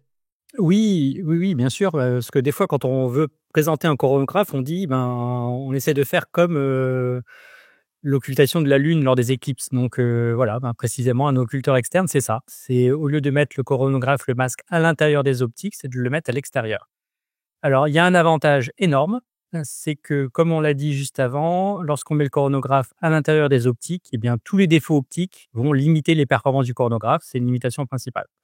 Et donc, vouloir faire ça avec les performances aussi bonnes que ce que mentionnait Iva pour Roman, hein, c'est incroyable, hein, 100 millions de contrastes et ça a déjà été démontré dans des laboratoires, au JPL et cetera. Enfin, c'est fantastique, hein, ce qui sera possible de faire, mais c'est extrêmement exigeant en termes de stabilité et de qualité de toutes les optiques. Ça, c'est imposé par le fait que le coronographe, précisément, soit à l'intérieur des optiques. L'alternative, c'est de le mettre, en amont, avant les optiques et à ce moment-là, derrière, les optiques, elles peuvent être de base, juste un imageur tout simple, et ça fera le job. Simplement parce que la lumière perturbatrice de l'étoile sera bloquée en amont.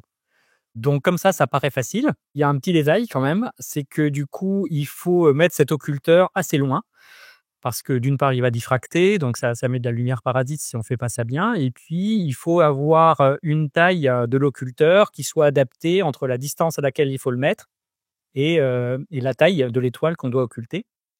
Et alors, j'ai pas fait personnellement ce genre de calcul, mais ces calculs sont délicats. Et pour avoir un occulteur qui soit réellement efficace, il faut avoir une forme tout à fait bien contrôlée pour que, encore une fois, la diffraction ne ramène pas de la lumière au centre. Et il faut des occulteurs très loin et de très grande taille. Alors, typiquement sur une mission qu'on n'a pas encore parlé là, qui serait, une mission qui viendrait encore au-delà, de la mission, Roman Space Telescope telle que l'a mentionné Iva. On pense, déjà à la mission d'après pour voir, vraiment, de manière massive beaucoup d'exotères dans quelques décennies.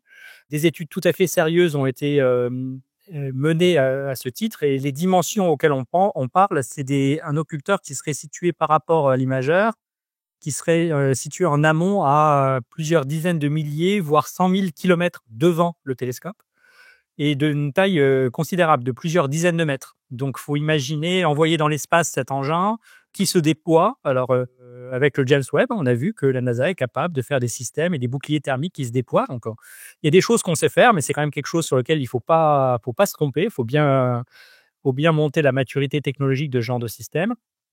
Et alors, même si on sait faire ça, ensuite, il y a un deuxième inconvénient, c'est que lorsque vous voulez pointer vers une autre étoile, eh bien voilà, vous avez votre occulteur qui est à 50 000 ou 100 000 kilomètres et qui doit se repointer, donc faire une belle balade pour aller se mettre exactement en face de la nouvelle étoile. Donc encore une fois, ça on sait faire, mais ça se met dans un budget de carburant et donc lorsque vous construisez votre mission, vous voyez tout de suite que vous avez une limitation au nombre de pointées que vous pourrez faire avec ce type de dispositif. Alors, ça paraît un peu effrayant. En réalité, c'est pas si stupide parce que si vous faites la balance entre les avantages et les inconvénients, ça se discute tout à fait à coût de quelques milliards de dollars, hein, à chaque fois. Mais, vous pouvez réfléchir à ce type de mission et vous avez réellement un compromis à faire entre, le nombre de pointées, le nombre d'étoiles que vous voulez observer, le type de caractérisation. En particulier, les occulteurs externes comme ça peuvent être extrêmement appropriés pour faire des observations simultanément dans un grand domaine spectral à la fois, observer à la fois de l'UV vers l'infrarouge, alors que les coronographes vont être spécialisés pour beaucoup plus petit domaine. Voilà, donc il y a vraiment des compromis à faire. C'est très en lien avec le nombre de sources que vous voulez observer, les connaissances a priori que vous avez. Mais c'est une solution tout à fait sérieuse qui a été étudiée et qui pourrait être rediscutée par la suite. Impressionnant, oui, il faut bien choisir son catalogue d'étoiles à observer quand on a ces contraintes-là. Alors, on pourrait peut-être parler d'une solution assez radicalement différente pour essayer alors je sais plus si on pourra parler d'image dans ce cas-là, mais pour, disons, détecter des exoplanètes de taille terrestre assez proche de leur étoile, c'est de se dire, ah bon, on a vu qu'il fallait des grands télescopes. Dans l'espace, on a des problèmes pour faire des grands télescopes, mais il y a une technologie qu'on a déjà utilisée au sol pour simuler des grands télescopes, c'est de faire de l'interférométrie, c'est-à-dire de combiner la lumière de différents télescopes. Et ça a été proposé. Bon, il se trouve que moi, à la fin des années 90, début des années 2000, j'étais impliqué dans un de ces projets-là qui s'appelait Darwin. Donc, c'est d'utiliser l'interférométrie annulante. Alors, tu veux nous en parler un petit peu de cette technique-là, David ? Oui, oui, tout à fait. Alors, l'idée, elle est pas très différente, en fait. C'est de la même manière, on veut collecter de la lumière, on veut que la collecte de la lumière soit suffisamment large pour avoir la résolution dont on a besoin et on veut annuler la lumière de l'étoile. Tout ça, c'est exactement pareil que ce qu'on a dit jusqu'à présent. Alors, qu'est-ce qu'il y a de nouveau ici? Ce qu'il y a de nouveau, c'est qu'en particulier, on peut être intéressé par aller regarder à des grandes longueurs d'onde. Donc, on a parlé avec le James Webb d'émissions thermiques. Et donc ça, c'est très intéressant pour différents aspects. Et dans ces cas-là, typiquement la Terre, 300 Kelvin, le pic d'émission, il est plutôt aux alentours de 10 microns, plutôt que dans le visible ou le proche infrarouge. Très bien, donc on peut imaginer définir un télescope comme ça, qui est fait pour observer à 10 microns. Rappelez-vous toujours mon leitmotiv sur la résolution angulaire qu'on peut avoir. J'ai dit que c'était lambda sur d. Donc dans lambda sur d, il y a lambda. Ici, d'un coup, on vient de multiplier la longueur d'onde par 10 par rapport à ce que je disais avant. Donc, logiquement, il faudrait, pour garder la même résolution angulaire, on n'avait plus de marge, hein, je vous ai dit, on était déjà vraiment à la limite. Donc là, il y a pas de mystère, il va falloir augmenter la taille du télescope au moins d'un facteur 10. Mince alors, on était déjà avec des télescopes très très grands, le maximum de ce qu'on sait faire depuis l'espace, donc on n'arrive plus à envoyer un télescope comme ça tout seul, qui ferait 60 mètres, 100 mètres de diamètre, on ne sait pas faire. Alors du coup, là, c'est pas tellement la sensibilité qui est vraiment notre limite ultime, c'est vraiment cette résolution. Donc, eh bien, on peut préserver cette résolution pas avec un seul miroir, mais avec plusieurs collecteurs de lumière et on va regrouper cette lumière dans un même foyer. Donc, c'est ça qu'on appelle un interféromètre.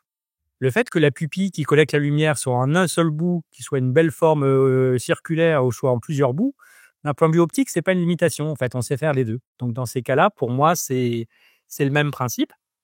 Et puis, donc simplement, au lieu d'avoir un grand télescope, on va avoir 2 télescopes ou encore mieux 4 télescopes. Ça sera plus robuste par rapport aux interférences, qui observent dans la même direction et qui regroupent leur lumière. Et la résolution qu'on aura sera celle qui correspond à la distance entre ces télescopes. Donc ça, c'est une idée, c'est l'interférométrie. Et plutôt que de recombiner la lumière de manière à avoir un pic de lumière dans l'axe, on peut introduire ce qu'on appelle un déphasage, un délai d'une demi-longueur d'onde qui va permettre à la lumière exactement de s'annuler lorsqu'elle vient de l'axe. Et au contraire, elle ne va pas s'annuler lorsqu'elle vient à côté de l'axe. Donc typiquement, on va la régler sur l'étoile.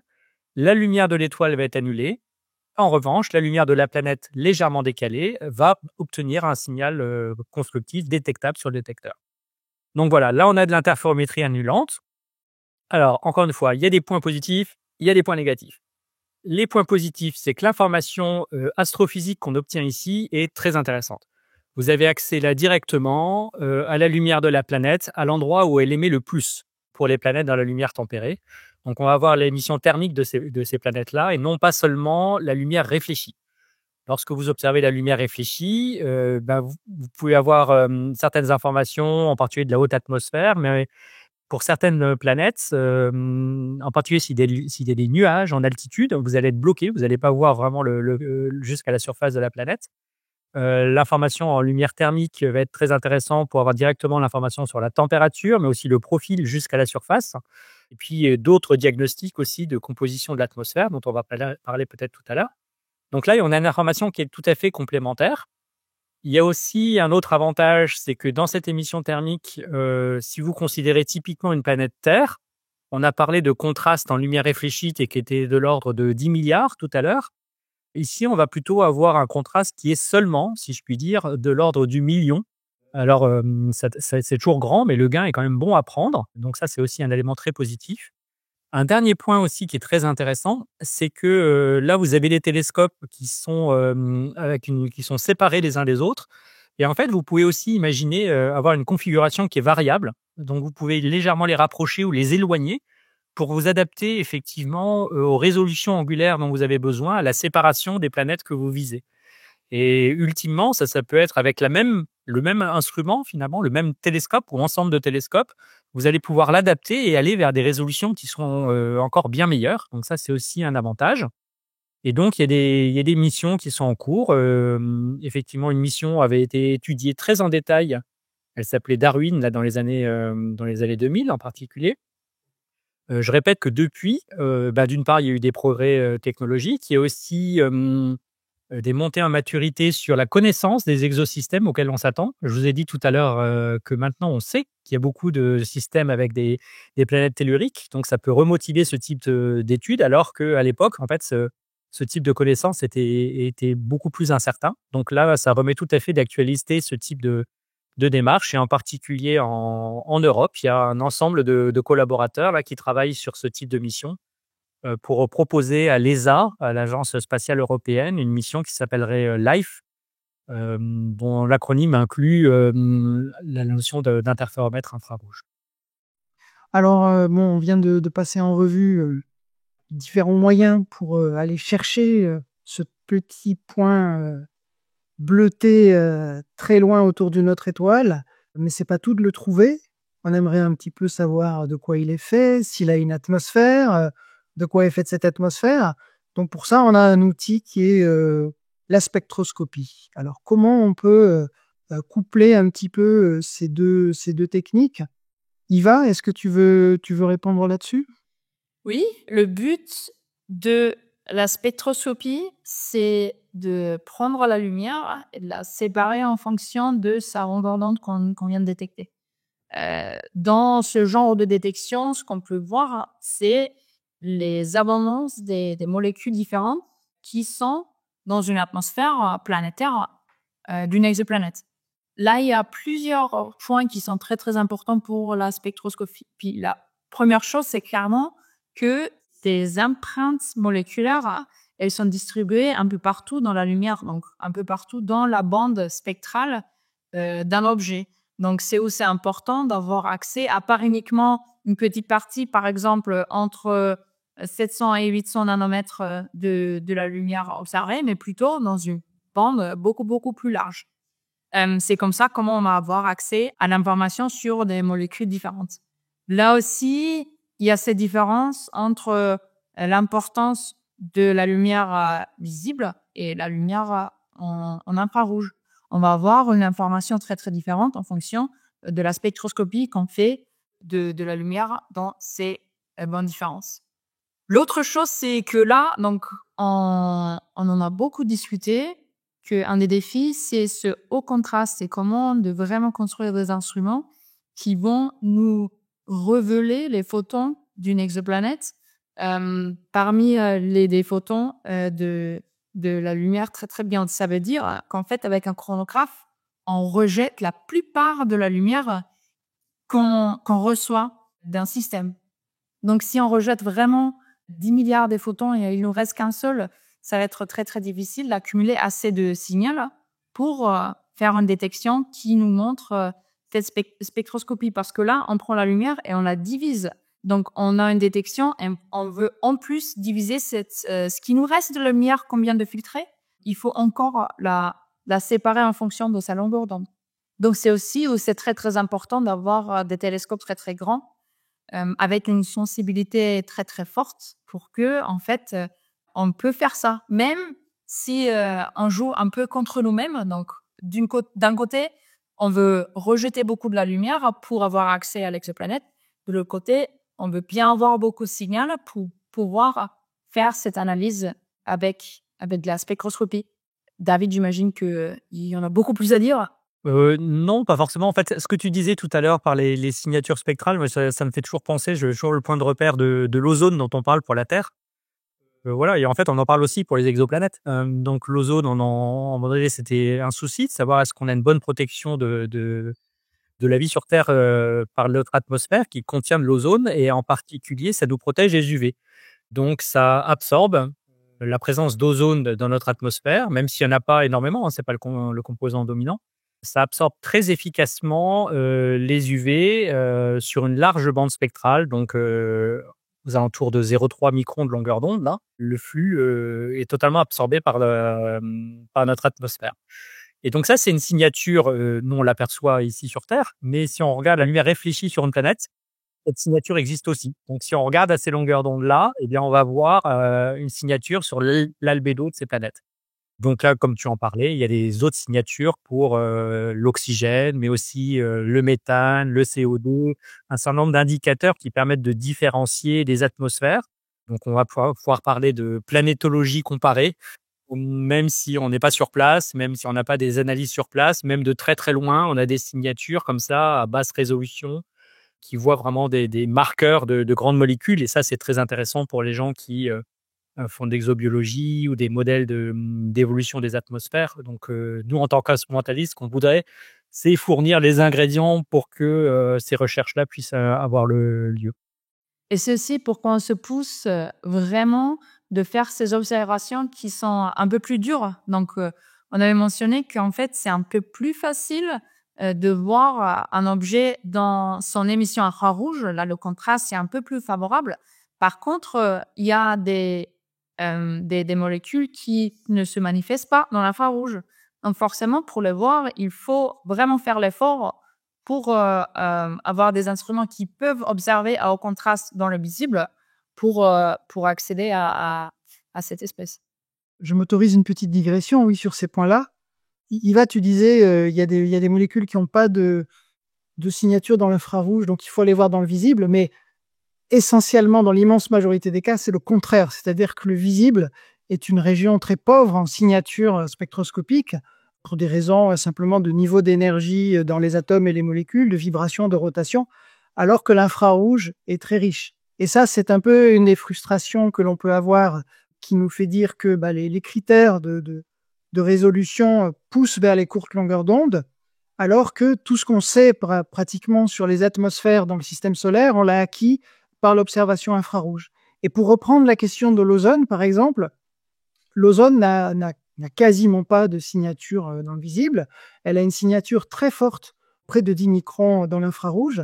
Et celle dont on parlait avant, qui est l'absorption de l'ozone qui nous protège du rayonnement proche ultraviolet du Soleil, c'est ce qu'on appelle un continuum. En fait, ce ne sont pas des vibrations à une fréquence précise. C'est simplement que la molécule, elle est cassée par les UV qui arrivent dans toute une gamme de fréquences. Et ça n'est pas très spécifique comme signature. Et pour vous donner un exemple, dans l'atmosphère de Vénus, on a plein comme ça de composés qui absorbent dans le proche UV et on ne sait pas ce que c'est. Alors que c'est Vénus, la planète à côté, on ne sait pas distinguer des composés soufrés, des composés oxygénés. Donc, ça montre bien que, ma digression est un petit peu longue, mais ça montre bien qu'en fait, il y aura vraiment à terme, on développe chacune de ces technologies, mais à terme, je pense qu'une vision vraiment d'exoplanétologie comparée se fera par les complémentaires, enfin je dirais ces différentes techniques mises ensemble. Voilà, ça c'était pour une remarque plus qu'une question sur la spectroscopie. Est-ce que vous voulez rebondir là-dessus ou... Oui, moi je suis complètement d'accord avec ce que tu dis et je crois que en fait là quelque part tout le monde est vraiment conscient du besoin de la complémentarité des différentes longueurs d'onde et aussi tout le monde est conscient, je crois que c'est vraiment acquis dans la communauté, le fait que par exemple avoir juste une détection d'une molécule n'est pas très informatif.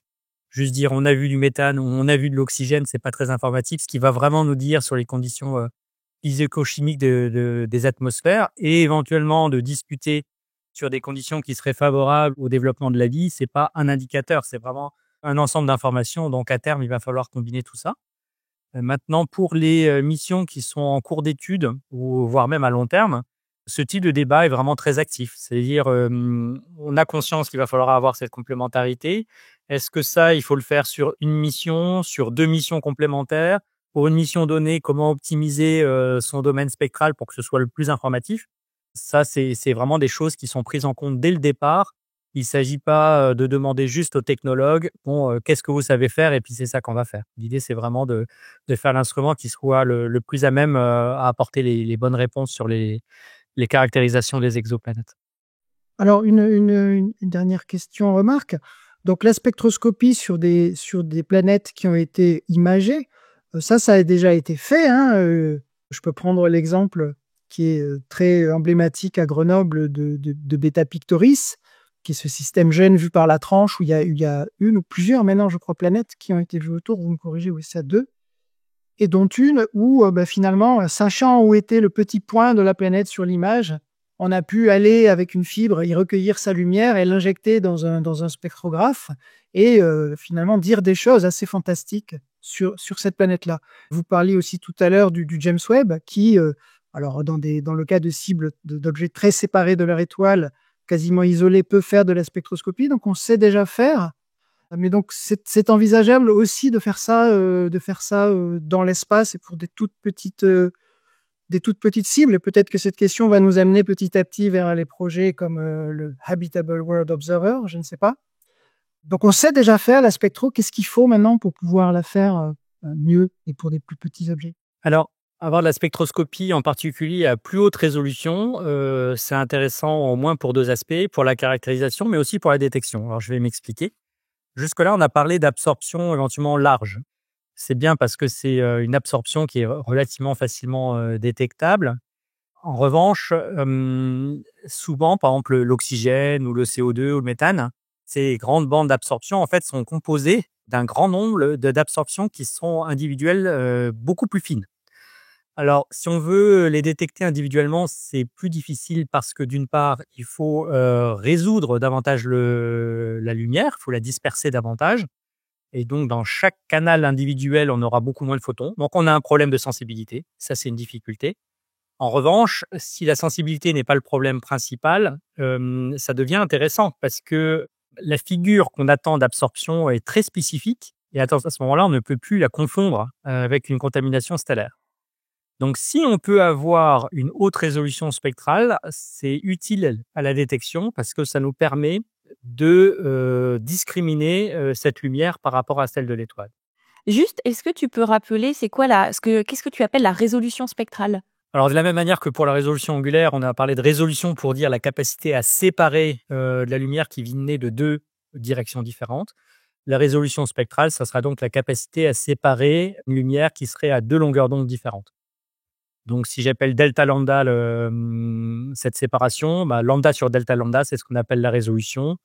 Et on peut parler de quelques milliers, quelques dizaines de milliers, voire 100 000 de résolution. Voilà, donc discerner deux couleurs qui peuvent être plus ou moins proches l'une de l'autre en longueur d'onde. Alors, ensuite, dans quel cas on est plus limité par le fait qu'on n'a pas assez de photons, auquel cas on n'a pas envie d'avoir une haute résolution spectrale, ou dans quel cas on pourrait avoir envie plutôt de favoriser le fait de discriminer le flux qui viendrait de l'étoile. Je pense que depuis le sol, on va être plutôt dans le deuxième cas. C'est-à-dire que même avec la meilleure qualité de correction d'optique adaptative, on va avoir toujours de la contamination par l'étoile. Et dans ces cas-là, coupler l'imagerie à grand contraste avec la haute résolution spectrale, ça va être utile pour être capable de discriminer si la lumière résiduelle qui nous intéresse, même après le coronographe, est un résidu de l'étoile ou vient de la planète. Donc là, il peut être tout à fait intéressant de coupler cela avec de la haute résolution spectrale. Ça a déjà commencé à être fait, en particulier par un projet américain sur télescope Keck, qui est à Hawaï. Ça a été fait aussi par un projet européen, marseillais plus précisément, sur le Very Large Telescope au Chili, sur l'instrument SPHERE. Et dans les deux cas, c'est très utile pour bien discriminer le flux de l'étoile par rapport au flux de la planète à l'endroit où on regarde. Et lorsqu'on est capable de faire ça, à ce moment-là, ça nous apporte aussi une information très précieuse sur la caractérisation, comme tu le disais, Franck. Alors non seulement on a l'idée sur le composé physique qui est responsable de ces absorptions, mais ça, on pouvait déjà l'avoir à basse résolution spectrale. Mais aussi, on peut regarder tout à fait finement la position de ces raies d'absorption et leur largeur. Alors, la position va nous donner la vitesse de l'objet et leur largeur va aussi nous donner une indication sur la rotation, la vitesse de rotation de la planète. Et voire même, si jamais au cours du temps, on voit des variations d'absorption de cette force d'absorption de la planète, ça peut nous donner aussi des indications sur le fait que la face de la planète qu'on est en train d'observer est homogène ou pas. Si jamais elle est inhomogène, on va s'attendre à des modulations au cours de sa rotation. Donc, on a parlé de problème de résolution. Là, c'est plus du tout de la résolution angulaire qu'on a, mais simplement temporellement avec l'information spectrale. On peut même imaginer avoir une idée de l'homogénéité ou de la cartographie des inhomogénéités à la surface des exoplanètes. Dans le cas de la planète autour de Beta-Pictes, par exemple, on a vu sa vitesse de rotation, et dans le cas de certaines naines brunes, alors c'est pas des planètes, c'est des objets substellaires, donc plus gros, il y a déjà eu des reconstructions d'images de la surface des naines brunes avec ce type de procédé. Donc on peut vraiment avoir énormément d'informations, que ce soit la composition chimique ou la vitesse, la cartographie en effet de la surface de la planète. On a donc exploré 3 techniques instrumentales qui sont très différentes. la résolution spatiale, la résolution spectrale et le haut contraste. Et quels sont les futurs, cette question va s'adresser à Iva, quels sont les futurs projets qui vont réunir toutes ces super capacités que nous sommes en train de développer? Il y en a pas mal. On va commencer surtout par une amélioration, un upgrade qui va se passer sur l'instrument sphère, sur le Very Large Telescope. Dans à peu près 2 ans, 2 ans et demi, donc en 2027, on va y voir une amélioration très importante du système d'optique adaptatif. Ça va devenir plus puissant.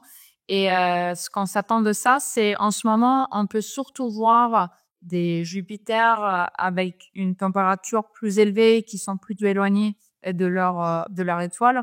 Là, on espère de voir des planètes d'une masse à peu près la même, mais un peu plus froide.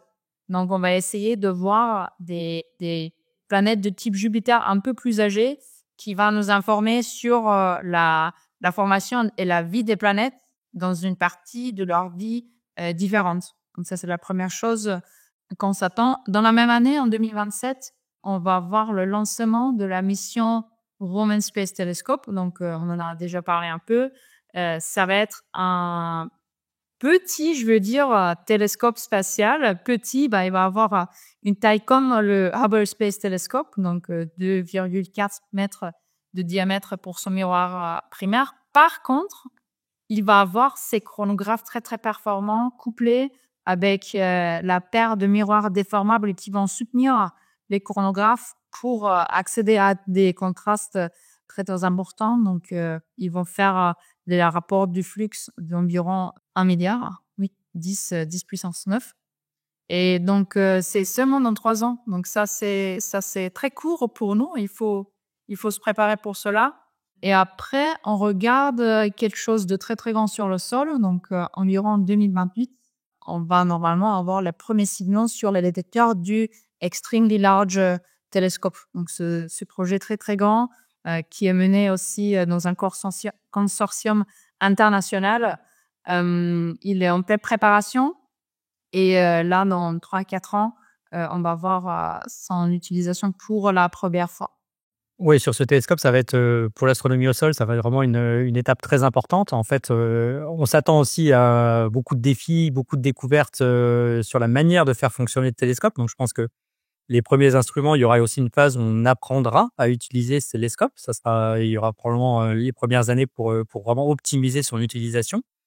Les premiers instruments, doivent servir l'ensemble de la communauté, astronomique, européenne. Donc ça va des galaxies les plus lointaines au système solaire. Néanmoins, on a quand même réussi dans la communauté à glisser quelques modes, des modules qui sont dédiés à explorer le haut contraste, au moins de manière préliminaire sur les premiers instruments. Donc on apprendra aussi à comprendre quelles sont les qualités d'image de manière un peu fine dont on a besoin. Donc on pense avoir quelques résultats dans les années 2030, au début des années 2030, sur des caractérisations plus poussées de planètes géantes, telles qu'on peut déjà les connaître. Mais sur ce télescope-là, les instruments les plus ambitieux, vraiment, qui voudront pousser le grand contraste, ça prendra encore plusieurs années. On parle d'un instrument qui s'appelle PCS, sur ce qui n'est pas encore commencé réellement. L'idée, c'est vraiment de gagner l'expérience sur les premiers instruments avant d'aborder celui-ci. PCS, ça veut dire quoi? Je suis pas sûr de moi. Je crois que c'est Planetary Camera and Spectrograph ou quelque chose comme ça. Ça doit être ça. Et l'idée, alors, donc là, on voudra, avec cet instrument-là, vraiment bénéficier de toute la capacité de collection de photons et la résolution angulaire que peut obtenir ce grand télescope, hein.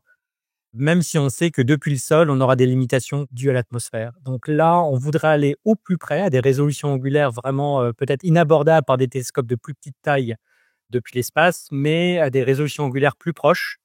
Et du coup, les contrastes peut-être les plus intéressants à aller voir, c'est des contrastes un petit peu plus modérés, mais des séparations plus courtes, auxquelles on peut s'attendre pour des exotères autour d'étoiles de petite masse, parce que le contraste ce sera peut-être plus favorable, mais la zone tempérée, qui est peut-être la plus motivante, est à plus courte séparation. Donc, on pense vraiment optimiser les télescopes vraiment au sol dédiés au très gros contraste aux plus courtes séparations autour des étoiles M, tièdes, donc moins chaudes que le Soleil, depuis le sol.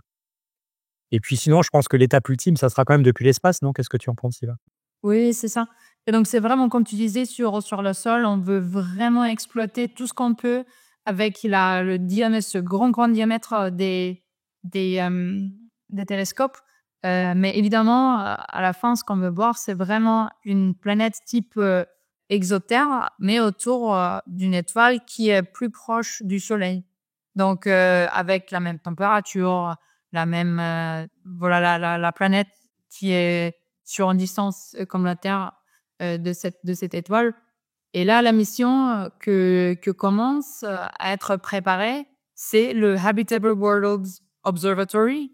Et lui, il est planifié de lancer dans les années 2040.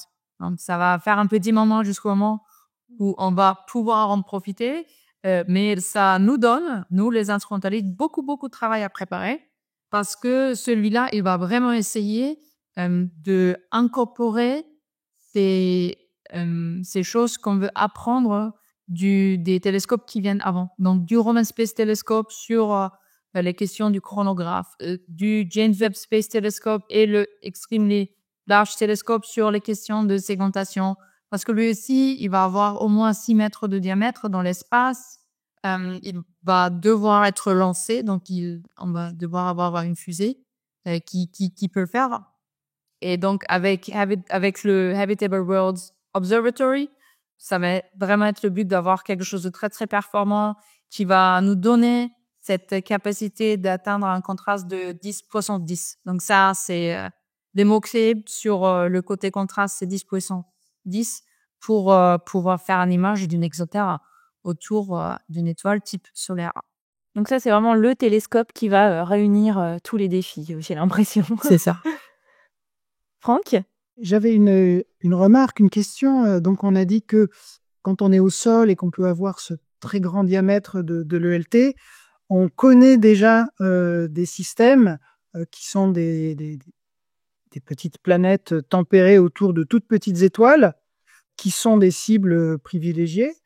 Pour HWO, où là, techniquement, on est obligé de viser des choses qui ressemblent plus au couple Soleil-Terre. On n'a pas pour l'instant les cibles. Est-ce que ça veut dire que HWO sera une mission pour chercher les planètes et pas juste pour les caractériser, ou est-ce que ça veut dire qu'il va falloir trouver une méthode qu'on n'a pas aujourd'hui? On en discutait encore très récemment avec les gens qui sont sur les transits, les vitesses radiales. Comment on va faire pour trouver les cibles pour HWO? David, je vois que tu veux répondre. Alors, toutes les informations qu'on connaîtrait a priori sont bonnes à prendre, d'accord? Donc, il peut y avoir tout à fait des efforts vraiment importants de programmes de recherche en vitesse radiale sur les étoiles les plus proches de nous pour vraiment pousser vraiment la capacité de détection sur les planètes Terre. Ça sera extrêmement bon à prendre et c'est vraiment une préparation qui serait très utile. Maintenant, si on ne sait pas, encore une fois, l'information majeure qui est que les planètes de petite taille sont fréquentes, c'est vraiment quelque chose qui conditionne totalement la motivation pour la mission.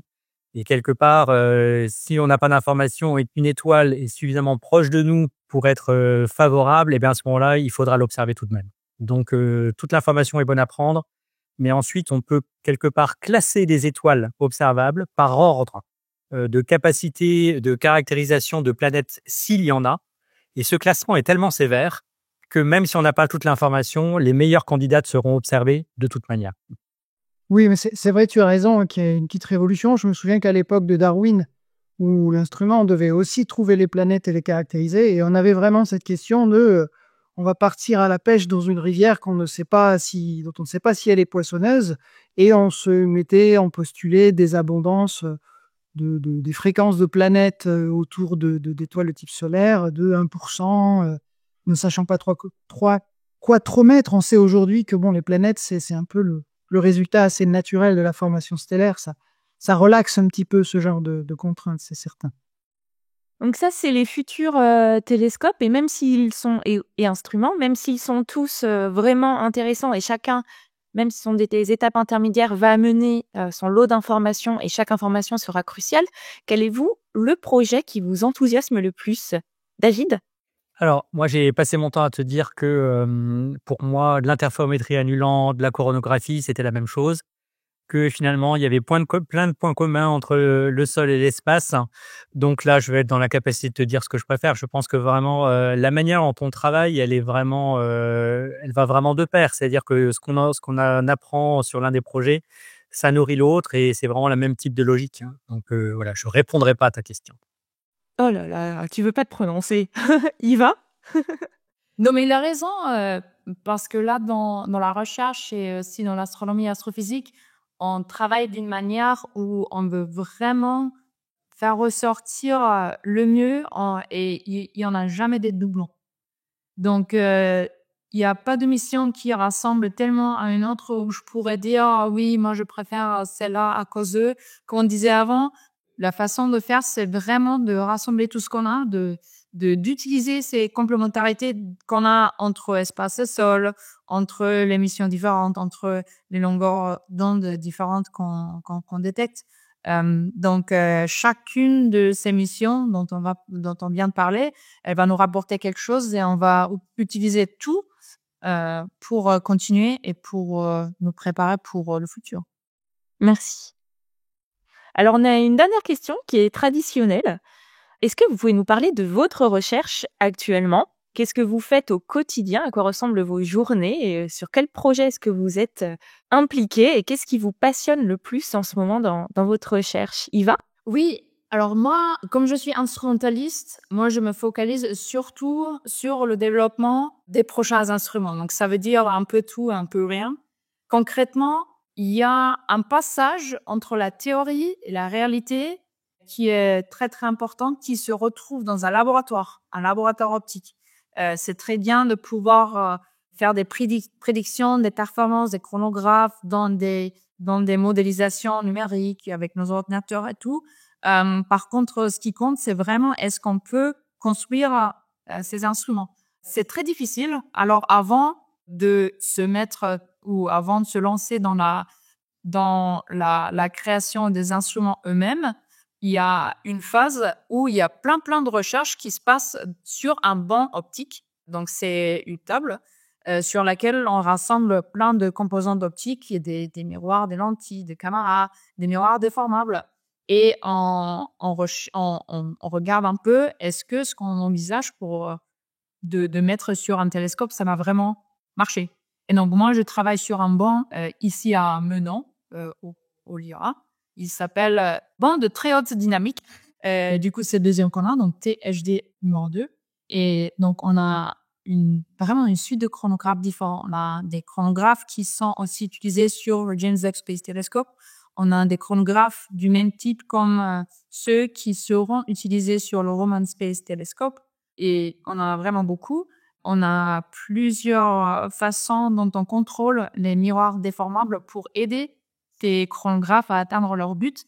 Et donc, moi, comment je passe mes jours, c'est surtout dans ce laboratoire pour faire des expériences et pour évaluer et améliorer les solutions qu'on a pour le haut contraste. Ça inclut, bien sûr, beaucoup de codage. Donc, je suis vraiment astronome qui est très rarement au télescope. Je suis surtout devant l'ordinateur, mais aussi dans mon laboratoire. Merci. David? Alors moi, évidemment, je me sens tout à fait concerné par les projets à long terme, que ce soit Habitable Worlds Observatory, HWO ou PCS. Je voudrais vraiment faire des efforts pour que collectivement, en termes de communauté, on arrive à bien s'organiser, s'impliquer dans des efforts vraiment collectifs pour mener à bien ces missions, à la fois en termes de développement technologique en amont. J'aimerais beaucoup que l'Europe puisse prendre une part utile, constructive et au regard des compétences qu'on a en Europe pour HWO, hein, qui est menée par la NASA. Donc ça, c'est une chose. Mais puis, tout à fait concrètement aussi, mon activité personnelle de recherche, c'est plus de la R&D sur l'idée de coupler vraiment cette imagerie à grand contraste avec la spectroscopie à haute résolution. Donc les deux en fait sont faits séparément aujourd'hui, mais lorsqu'on veut les associer, en fait, ça nous a posé la question de est-ce que les spectrographes qu'on a aujourd'hui sont bien adaptés? Et la réponse c'est que non, on peut faire mieux parce que justement on pose les questions d'une manière nouvelle. Si on alimente un spectrographe par une lumière qui a été corrigée par une très bonne optique adaptative, hein, dont on a besoin pour le grand contraste, eh bien, ça peut aussi faciliter les choses pour le spectrographe. Donc, on peut les faire de manière plus efficace. Donc, c'est un des axes de recherche. Comment faire des spectrographes qui seraient peut-être moins chers, plus compacts, plus stables, plus transmissifs, garder plus de photons, et pour pouvoir avoir une solution qui est mieux adaptée pour la caractérisation d'exoplanètes. Donc ça, c'est un développement qui est en cours. Et puis associé à ça, c'est aussi comment, une fois qu'on a cette information entre le grand contraste et la haute résolution spectrale, comment optimiser la capacité à extraire le signal, faire du traitement du signal qui soit adapté pour vraiment retrouver toutes les informations sur les exoplanètes et les discriminer des perturbations de l'étoile. Aussi de prendre en compte les perturbations résiduelles qui pourraient venir de notre atmosphère à nous, qui a filtré la lumière. Donc vraiment cette composante, les meilleurs spectraux adaptés à la caractérisation d'exoplanètes et le traitement du signal qui est adapté. Voilà, ça c'est quelque chose que je pense utile à développer maintenant, auquel je me consacre pour les instruments du futur. Bien, merci infiniment, Eva et David. Merci à vous. D'avoir partagé vos connaissances avec nous. Là, on vous a fait parler longtemps. Merci de nous avoir fait voir ce futur où on verra beaucoup plus communément les exoplanètes. Merci aux auditrices, aux auditeurs d'être là pour ce nouvel épisode du podcast Venu d'ailleurs. Ce podcast est soutenu par la Fondation L'Oréal UNESCO pour les femmes et la science et par le réseau Recherche Impulsion Origins de l'Université de Bordeaux. Dans cet épisode, nous avons exploré le monde merveilleux de la recherche en instrumentation pour l'astronomie qui reste souvent dans les coulisses des grandes découvertes. En particulier, nous avons discuté de cette recherche instrumentale dans le cadre d'un des plus gros défis des 2 prochaines décennies, l'observation d'une exoplanète possiblement porteuse de vie. Dans le prochain épisode, nous vous proposerons un voyage. Imaginez qu'une telle exoplanète existe et nous y rendre. Vous l'avez peut-être deviné, cet épisode sera une discussion orientée science-fiction. À très bientôt pour le dernier épisode de cette première saison, même univers, même galaxie, même planète, sur le podcast Venu d'ailleurs.